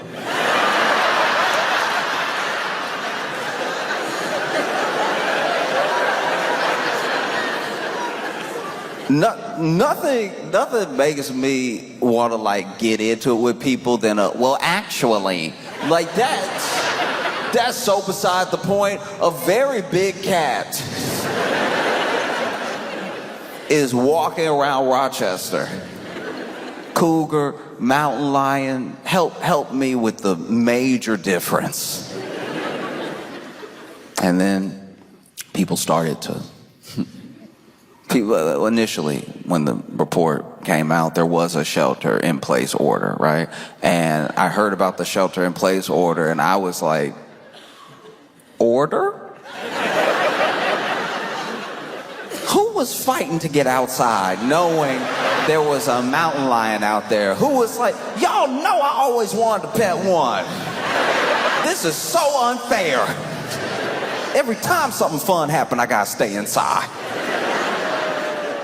Shelter-in-place order is crazy.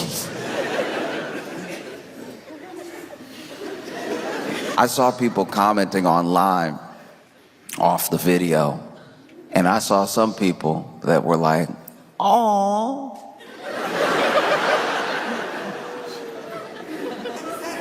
Please tell me you understand that if that awe is taken to a mountain lion, that will be the last noise you make. Oh, so sweet. Licking it. Let's go say hi.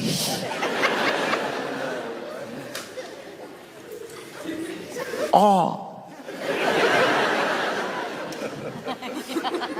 Aw.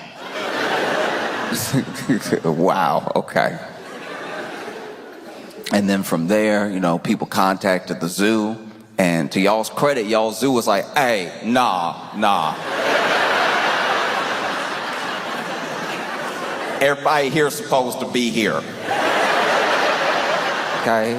We not just loose with the gates like some other zoos have been. We got all our cougars, we got all our mountain lions, every cat is here. And like the fact that this thing was just strolling as well. It's not like running around. Everyone that says they've seen it, it's like quickly become this like urban legend / mascot of Rochester. Because then the people that have seen it, and look, I'm not saying that if you've seen it, you were supposed to tackle it and take a selfie with it. I believe the people that say they saw it. I believe one person in particular that says that he saw it. I believe the man that your news interviewed that said that he saw it. This man should just be an anchor. The man is on the news and they turn and he went rawr.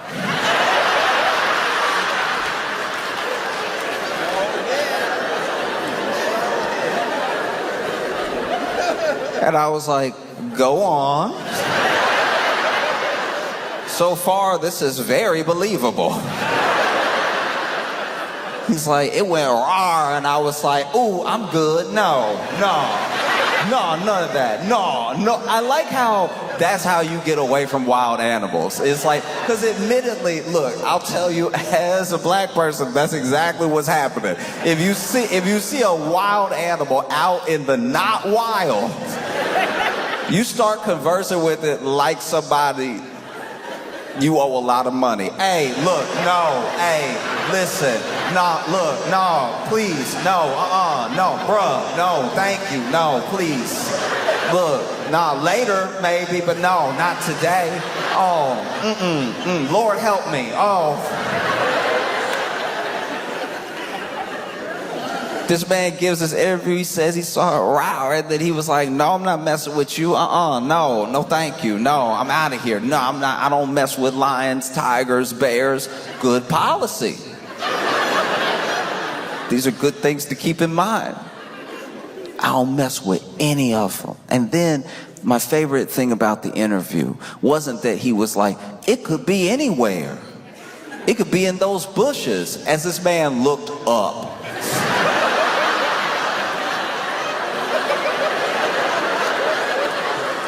This is why this dude is like low-key one of my favorite people of all time, because I know exactly everything that's going through his thought process while he's talking to the news, and I also could put myself in this situation when he saw the mountain lion. No, I could be in one of these bushes anywhere. He stopped just short of what I probably would have said, which is like, it could be anywhere. Anywhere, these bushes up here. It could be in the house. It could be you. We don't know each other. Like, how we know he didn't stand up, tuck the tail, and was like, reporting live.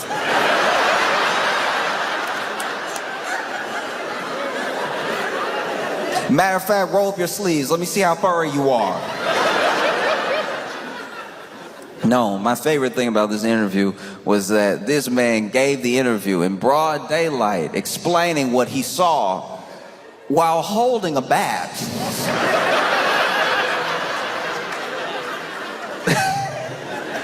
It's like, that's why I keep it with me right now. That's why I got it on me. And I'm like, yes, but no. No, that's why sometimes I don't like the movies that Hollywood makes, that, you know, they put scenes out there that wouldn't go the way that we've imagined. You know, you put Idris Elba in one movie with a line, and now people think they could fend off a mountain lion with like not a thick bat. Like that bat looked like Pee-wee grade. That was not a slugger, you know. He was like, no, but come near me if it comes anything. No. And then y'all did not help the situation. Because then you started posting AI of y'all with the mountain lion. This woman said she heard a row and she looked and he was in the bakery, and I'm like, I'm believing it I'm believing it till I see the picture. I'm over here being like, man, this woman chill. This woman a straight gangster. She's not just a baker. It was in her store. And they showed the picture. I was like, y'all gotta stop playing. This is supposed to be the news. I was sitting there getting mad. I was like, all right, some of these clearly look fake, but a couple of them don't. Look, you can either post an AI image or you can interview the person. Don't do both.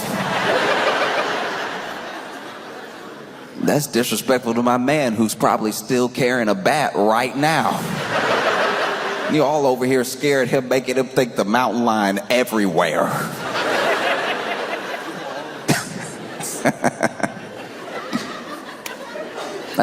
No, look, don't approach a mountain lion. If you see a mountain lion, there's a whole number you're supposed to call, so some like actual professionals come deal with the mountain lion. That was another little gripe that I had that I will admit. I was like, because I was in my head, I'm like, I'm coming to Rochester. What if I see his mountain lion? I should probably memorize this number. And instead of being in any way catchy, in any way memorable, this number isn't 1-800-SIGHTING. That would be too many numbers, I understand. But like this number is just 1-375-2280. Like it was just such a regular number. I was like, no one will remember that. You couldn't even make a number. You couldn't even make it like 1-800-GET-CATS.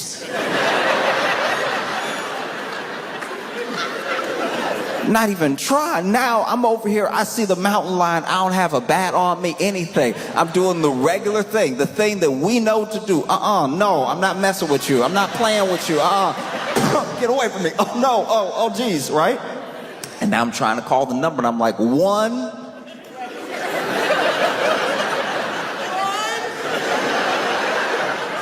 Now I'm over here, somebody knows the number, that's insane. That's too earnest. Don't. That's we. Imagine though, because this is my thing. This is just my thinking. If I saw the mountain lion, right, and it was over here, not just minding its like ring camera business, not just going about his day. Maybe I saw the mountain lion. The mountain was like, "Hey, city ain't big enough for the both of us." I'm not gonna lie, just for the sake of brevity, I would probably call 911. But the idea that there's a whole extra set of numbers to call if you see the mountain lion makes me wonder that, like, if you call 911, they'll be like, a mountain lion? You called the wrong 911. Look, I'll give you the number, call, write it down, write it down. You can't transfer me? No, we 3 numbers, they're 10 numbers. You just can't transfer like that. It doesn't work like that. Yeah, I'm just praying I have a good time in Rochester. I don't see a mountain lion in the very high bushes y'all have. Y'all have been busy since I've been gone. Y'all have had a string, multiple robberies. See, I haven't even specified yet, and y'all have had a string of robberies of the mail. I was reading about it, mail carriers are getting robbed, and that's just, I like an unboxing as much as the next person, but like that's truly insane. It's mail. It's more likely you stealing bills. Imagine. Oh, would have been great if somebody had robbed my house when I only had bills in it, you know? I can't even imagine what that would be like for the mail carrier, because it'd be different if you're like a Brinks truck. It'd be different if you went to wherever, because they go everywhere and they do these shipments from different places and stuff. It would be different if you went to, like, you know, some grocery store. They had to do their deposit. You show up with the truck. They always have like 2 of them there.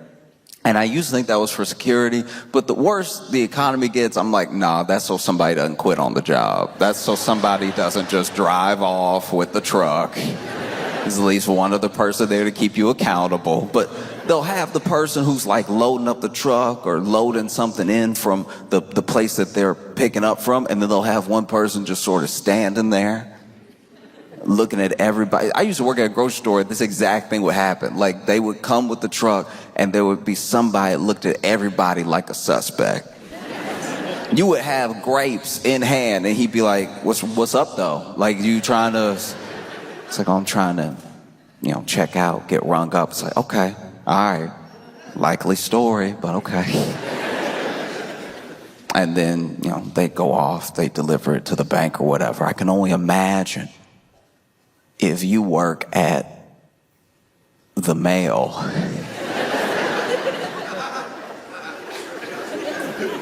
and somebody roll up on you, maybe they have a gun, maybe they don't, and they're like, hey, come up out of everything.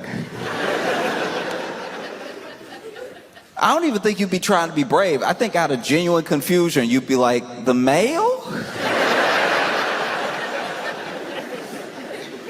Yeah, everything you got. It's like, I can tell you right now, because of the route that I'm on, none of these about to be checks. You know what I mean? Because it's not even like they're robbing the mail carrier of like the best neighborhood. You just robbing the mail in hopes. It would be different if this was like the 1800s. It would, because back in the day when they robbed trains, those trains did bring like mail with them. And a lot of that mail was like, you know, from bank to bank, or somebody sending something to someone that was precious. You know, you had these great train robberies and everything. Now, you'd be sorely disappointed if you were to hop on an Amtrak. You're like, okay, everybody, this is a robbery. It's like, all right, first of all, let me tell you right now, every single car in that Amtrak, bathroom destroyed. So already, you get on the Amtrak, you'll be like, all right, everybody, this is a...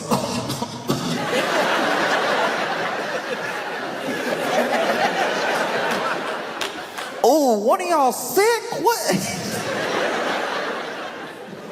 Because people used to carry their belongings on them, and now it's just one belonging. Like, now it is, the phone's more important than the wallet. For some people, the phone is the wallet. That's why when some people forget their phone, I'm like, y'all didn't take life seriously at all today. Do you know what I mean? Like it's one thing if I forget my ID, or if I forget one of my like cards, or if I forget my keys or my AirPods. Like, you do the little check before you go, make a song out of it, right? It's very different if you decided, hey, I'm gonna put everything in the phone, that way it's all in one place. Some people even put the card in the little pouch behind their phone. I remember the first time I saw that, I was like, this is a horrible idea. Just attaching the wallet to the phone. And they're like, no, now everything's in one place. I'm like, yeah, you made it easy for the mugger. That's all you did. You still gonna be forgetful. I don't know why we think that like changing that thing will like change us. Do you know what I mean? My friend is very forgetful. But then he's like, no, if I just put it all in one thing, I'll be fine. I'm like, no, you'll forget more at once. Your day will be worse. Because then I already saw this, right? You saw that they put the phone into the back of the case, into the wallet, right? All one thing. Then they were like, why even use a case? Let's just mush the credit cards into the phone, let everybody pay with their phone. So now a lot of my friends don't even carry credit cards. It's just the phone. So now when you forget your phone, I'm like, who are you? The phone was your ID, it was your credit card, it was your phone.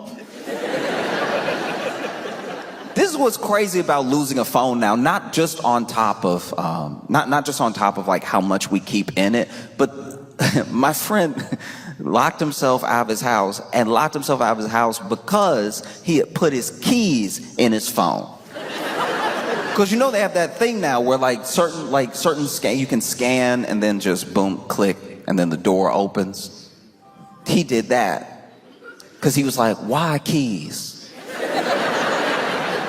Keys are so archaic. Why am I, and then pitched it to me like this. Why am I just walking around all day jingling? What am I, the crypt keeper? Why am I running around here, cling, cling, cling, cling, cling, cling, cling, cling? No. That is entertainment for babies, all right? Only thing that keys are good for, put the keys into the phone. And then with the credit card, he was like, why am I just carrying around plastic all the time? All the time. Then the card expired. You don't even know the card was about to expire. So then you over here trying to pay for your groceries looking dumb. Looking over here. No, I swear, there's money in the account. I don't know why this is happening. You got the Brinks guy staring at you like, all right, you said it was all about grapes, but it looked like it's not all about grapes. So what's really hood?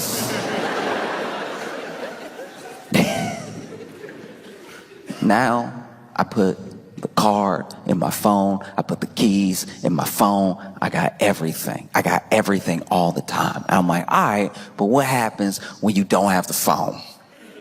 Because you're telling me all this as like the reason to put everything inside of one thing. But now you're locked out. You're locked out of your apartment and you're sitting in my apartment. Somebody who uses a key to get in. I don't know. I feel bad for you. You gotta use this archaic technology. You gotta turn it with your wrist like you're from 2000 BC. And then that's the other thing that was crazy. It's like all these things that were for ease, he ended up being so much worse off because I told him, I was like, you didn't even have your phone on you to call me. You had to find me.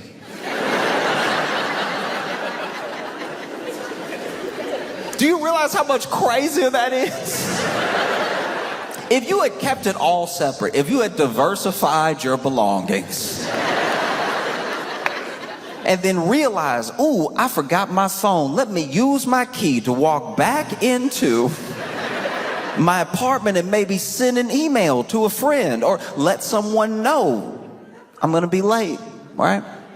Or if I had, forgot my key, I now have a card and a phone to either call someone else who has the key or just go to, where we keep our spare key.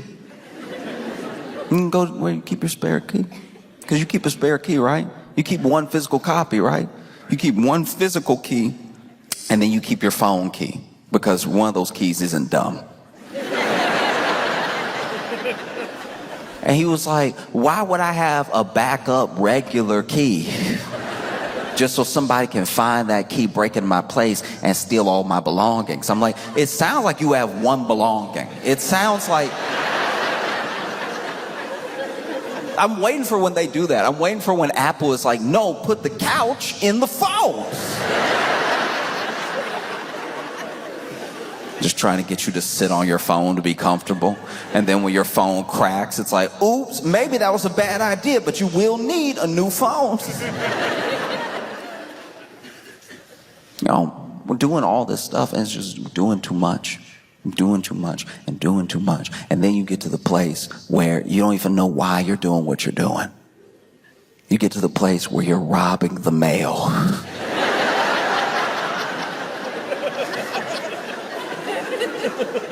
Truly for what? At best, best, it might be like a blender.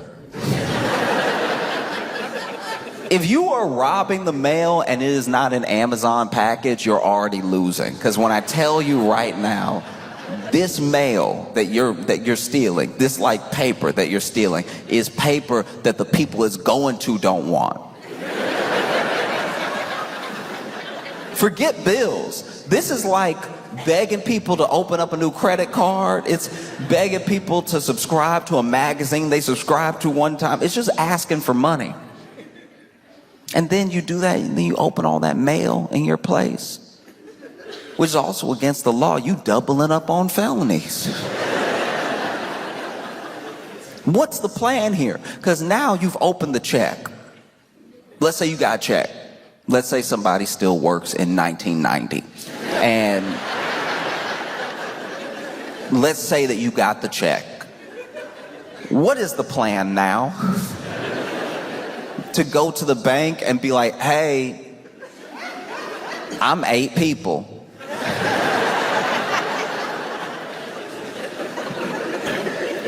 No. But who knows? Maybe the banks in Rochester just cash whatever y'all bring. I have no idea. Maybe this makes sense. I know it's been spoken on already, but I am genuinely, I've been looking it up. I've been educating myself, and I'm fascinated at the origin of the garbage plate. Because here's the thing. Here's the thing. I'm not here to talk about if it's good or not, or the aesthetic or anything like that. I'll get to the aesthetic, but like the name. I don't know. This is what I think happened. This is okay. Look, I'm pitching you what I think happened because we didn't have to get here. Anything that is good does not also have to have like a derogatory name, right? But I think that like something happened. Something happened where like I live in New York City. I live in Brooklyn, and New York City is very dirty. There's a lot of garbage out. No alleys, just street.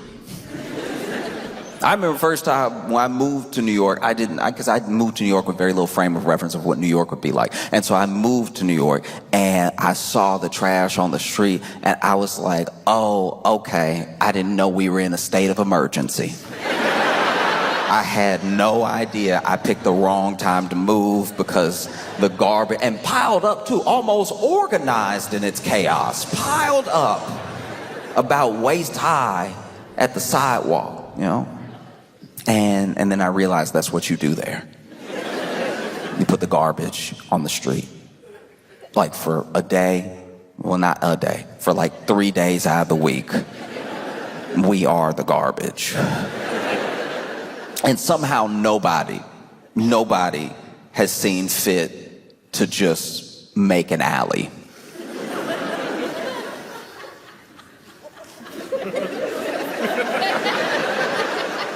Isn't this one of the oldest cities in America? At any point in time, somebody could have been like, look, we're gonna have to like eminent domain this one brownstone so that everybody doesn't have to live like the apocalypse happened 5 months ago.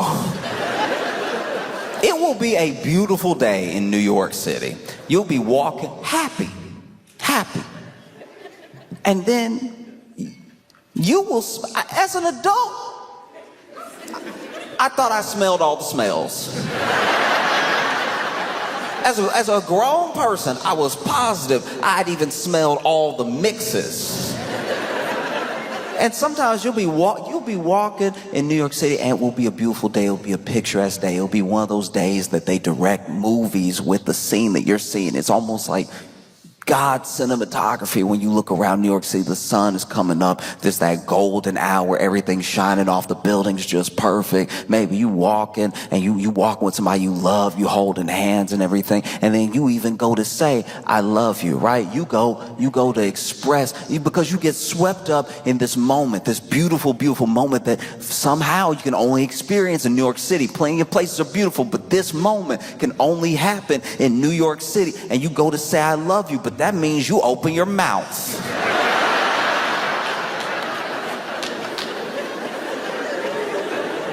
And so now this person whose eyes you were looking deep into, you go,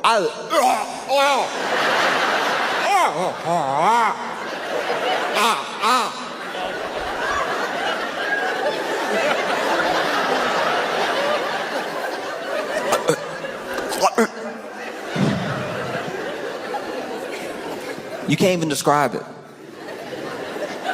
You can't even describe. The only thing that even comes close to it is if you like ran onto like an Amtrak train with the bathroom door open. You've never felt or smelled anything like that. You felt like you were walking through a cloud when it happened. And now you're doubled over. That moment has happened in New York City for as long as New York City has been around. Since its founding. Since they were like, no, just mush them together. No, everybody want to live here, mush them together. No, it's and on top too, let's build up. No, it means more trash, but it means more people to, pay more taxes for us to still not have figured this out. Look, it's a phenomenal idea. There's no way, no, you can't cut through these buildings. You can't tear something down. No, that'd be crazy. This thing is worth $2 million. This piece of property that nobody wants, that no one will ever want, is also worth $2 million. No, we can't make it an alley. That would be useful. And so, I think maybe somebody saw that entire situation. And they were in Rochester and they were eating at one of their favorite places, and they were like, that looks exactly like what's in front of me right now. I've seen it, and I feel like there were other names. Because there were other words available, you know what I mean? This is how I'll put it. It would be like if I baked a cake, right? If I baked a cake and it was a triple chocolate cake, right? So, and not just triple chocolate in the way that's like chocolate layer, chocolate layer, chocolate layer. Let's say I really took my time. I really did something like decadent. I really made like one layer almost like chocolate chip cookie. It's a little bit more brownie than it is like cake. And then the layer above that, I went a little bit like dark chocolate with it, right? And it had a little bit of filling in the sides of it that was also like something you don't usually get in chocolate cake. And then the top of the chocolate cake is very light. Very, like, not the like fondant type stuff, like very light icing and a very like moist top, melts in your mouth, right? And then you had this chocolate cake, and it was actually, let's just say for the sake of argument, the best chocolate cake you've ever had in your life. Incredible. You were moved by how good this chocolate cake is, because you never had chocolate cake like it. This might make you act different, move different throughout your life. You never had chocolate cake like this before. Never has somebody put chocolate cake on a dish and then you put fork to cake and then fork to mouth and cake to mouth and then felt this good about your life and yourself, right? It's never happened before. And so then you ask because now there's a different person. You're a different person when you had the cake, before you had the cake, and after you had the cake, right? You're about to move through the world with more love, knowing that there's cakes like this to be had. You're about to spread the good word of this cake, because more people should have this cake, more people should feel this happiness, right? And you take a break from chewing, from everything, to ask me, what kind of cake is this? And instead of saying triple chocolate cake, instead of listing the ingredients, you ask me what type of cake it is, and I say, Dookie.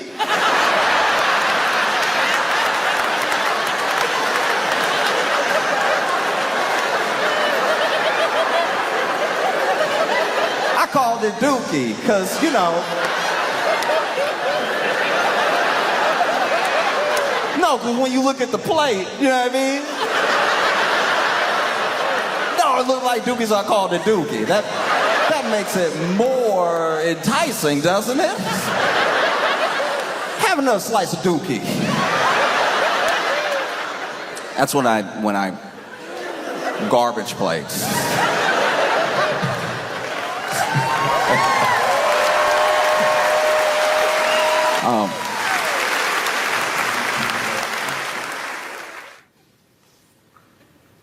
They may have found signs of ancient life on Mars.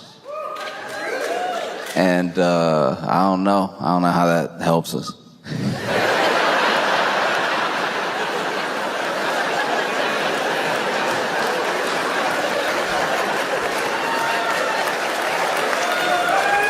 That's y'all did it. You know what I mean? Ancient life on Mars. Not current life. To my understanding, they have found signs that somebody used to be there. Okay. All right. Imagine somebody coming to you and being like, this place used to be cool.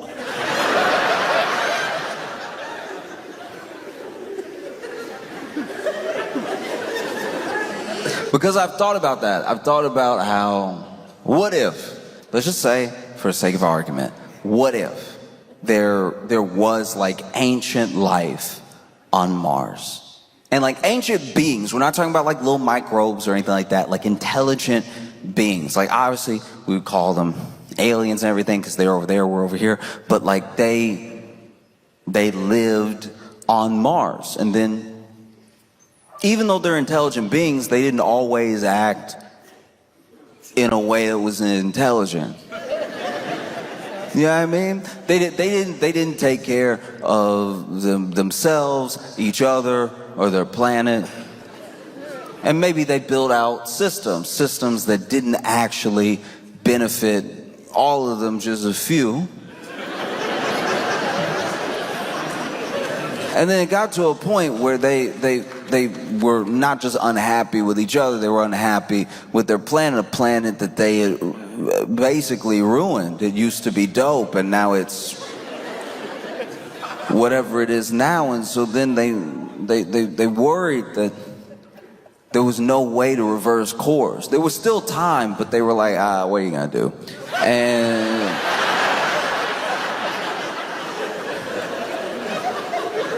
And so then they, over time, remember, this is ancient.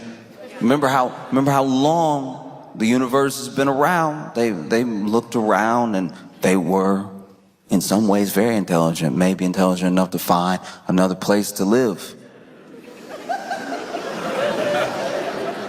And maybe they find a place, and maybe it's called Earth. And maybe they went to Earth and they, been on Earth for so long, they forgot where they came from. But being intelligent beings, they made all the same mistakes all over again. And so then there comes this day where they look around and not really happy with themselves or each other or their planet. And rather than hopefully not wrecking it or themselves, they're like, what if we went to Mars?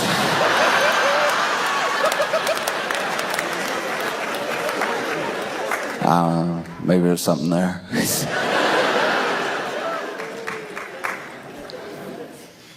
Because I do think that, I don't know, I feel like that's as likely as finding life on Mars. Because that is where we're at for the most part. There's a lack of belief in the idea that you can still build community, or the idea that people can still see each other as people. That's incredibly troubling and scary. I think that we rely now on communication that is more served to us than we seek out. We feel like we seek it out because we're discovering it in real time. In real time, you are discovering your For You page. In real time, you are discovering when you're scrolling and you feel like because you're making the choice to scroll that it's the choice what you see next, but it really isn't. And based on a bunch of things about you, we think we're shaping the algorithm, and it's a high likelihood it's the other way around. Because based on how you've built your habits, gets based on whether you get served contempt or compassion.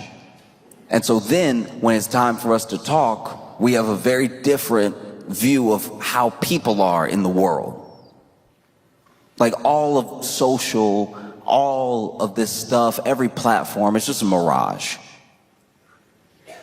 But when you're out in the desert by yourself, which it feels like a lot of people feel that way. A ton of people feel like they're out by themselves, right?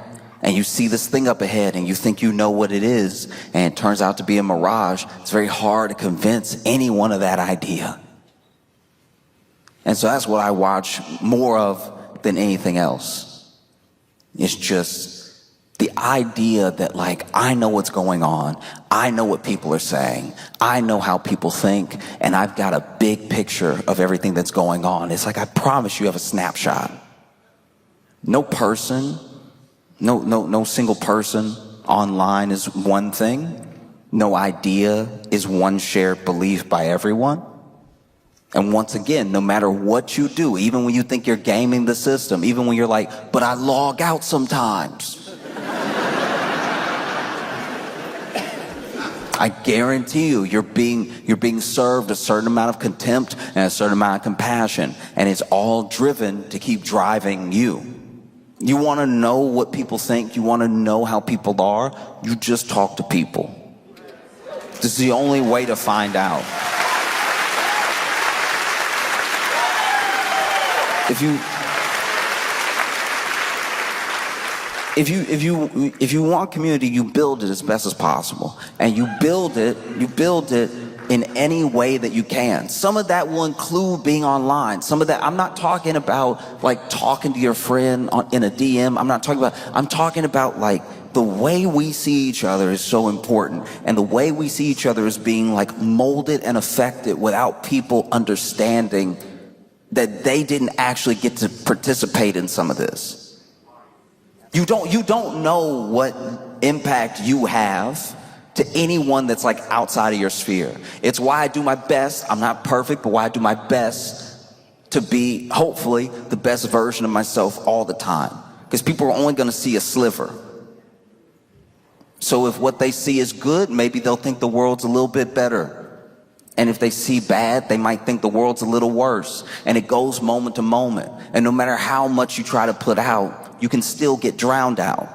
But I know that when I see people, when I see anger, when I see hate, when I see love, when I see compassion, I know that I'm seeing all of it at one time. And then the real mix of it that's out there is different than what's in my phone. The same way you shouldn't put your keys and your wallet and your...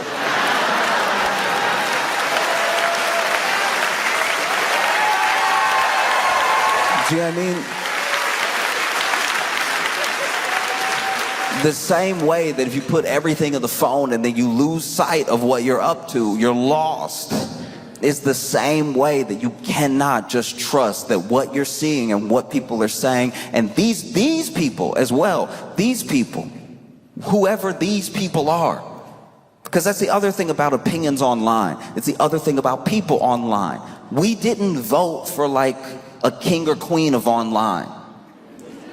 Somehow any person saying anything is representative of everybody at any given point.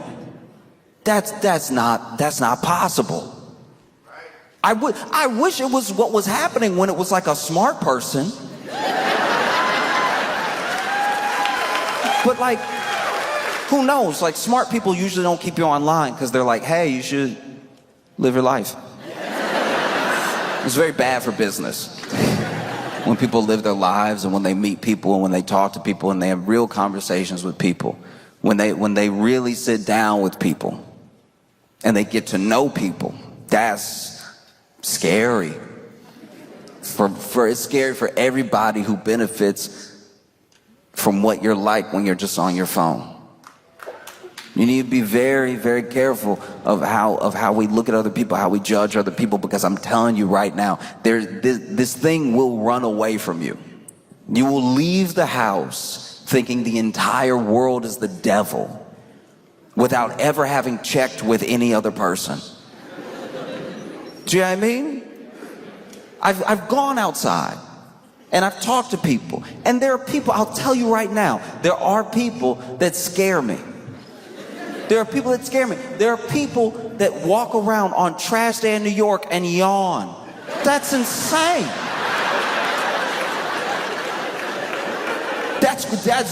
It does. I don't know if it gets crazier. That's terrifying. And I'm talking like hot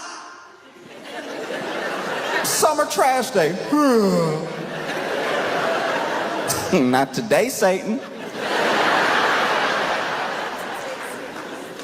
No, I see that, and I'm not gonna lie, I cross the street. I treat them like they got a pit bull. I treat them like, you know? Well, yeah. Like I don't know. And sometimes you want to throw your hands up and just say, none of it's worth it or anything. And I don't know. I just don't believe that. There are some things that happening and your response, what you put out into the world, it is coming back. It may not feel that way. And maybe you're a kid and you're impulsive and somebody makes you angry online, so you get real nasty with everybody all day, and you don't even think about like the ripple effect that thing has. But like, people take online, obviously is not real, but people take real things off of it, you know. And I've talked about this before. I'm never stop talking about it, because I genuinely believe it from the bottom of my heart that the bravest thing you ever do. I remember I read this and it stuck with me, and I hope it sticks with me for the entirety of my life, because this is how people make money. This is how people control you. This is how people mess with your mind. This is how people turn you against other people. The bravest thing that you will ever do in your entire life is accept that there's nothing wrong with you. Nothing intrinsically wrong with you. There's nothing that is like that needs to be bought to fix you. There's nothing that you need to, and that is not to say that everyone is a perfect person. I'm not saying people don't need to work on themselves. I'm saying that like you are not beyond the measure of like the love and care that a person should receive, right? And then the second scariest thing you'll ever do in your life, and like some people can't do it. Some people live and die. They get buried without ever doing it. The other scariest thing you'll ever do in your entire life, I promise you, is change your mind.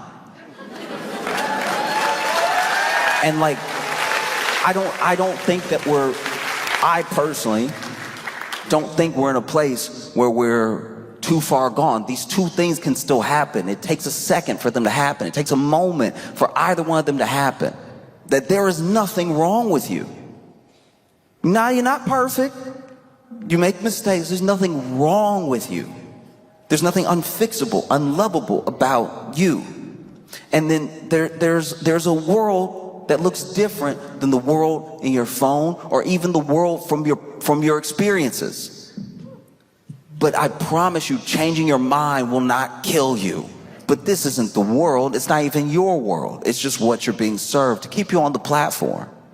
But I think somewhere along the line, we start to feel like it's a window instead of a TV.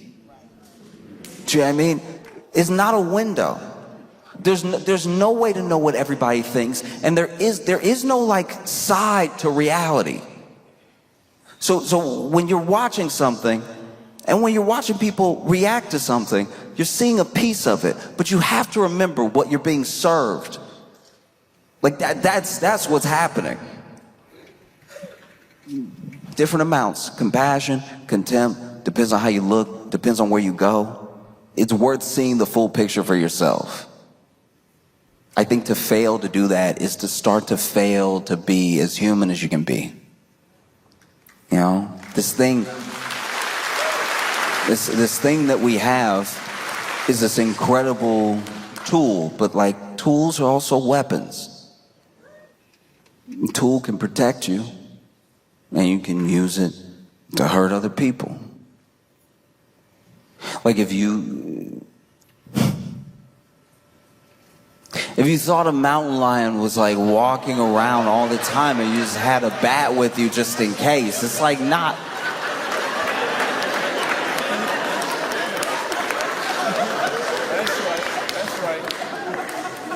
But these things are tools, and it's very important to remember who's using the tool. We think it's us all the time, and I think that is a mistake. To think that we use it, that it doesn't work the other way around ever. I love you all, and I appreciate every single one of you. I don't want to see.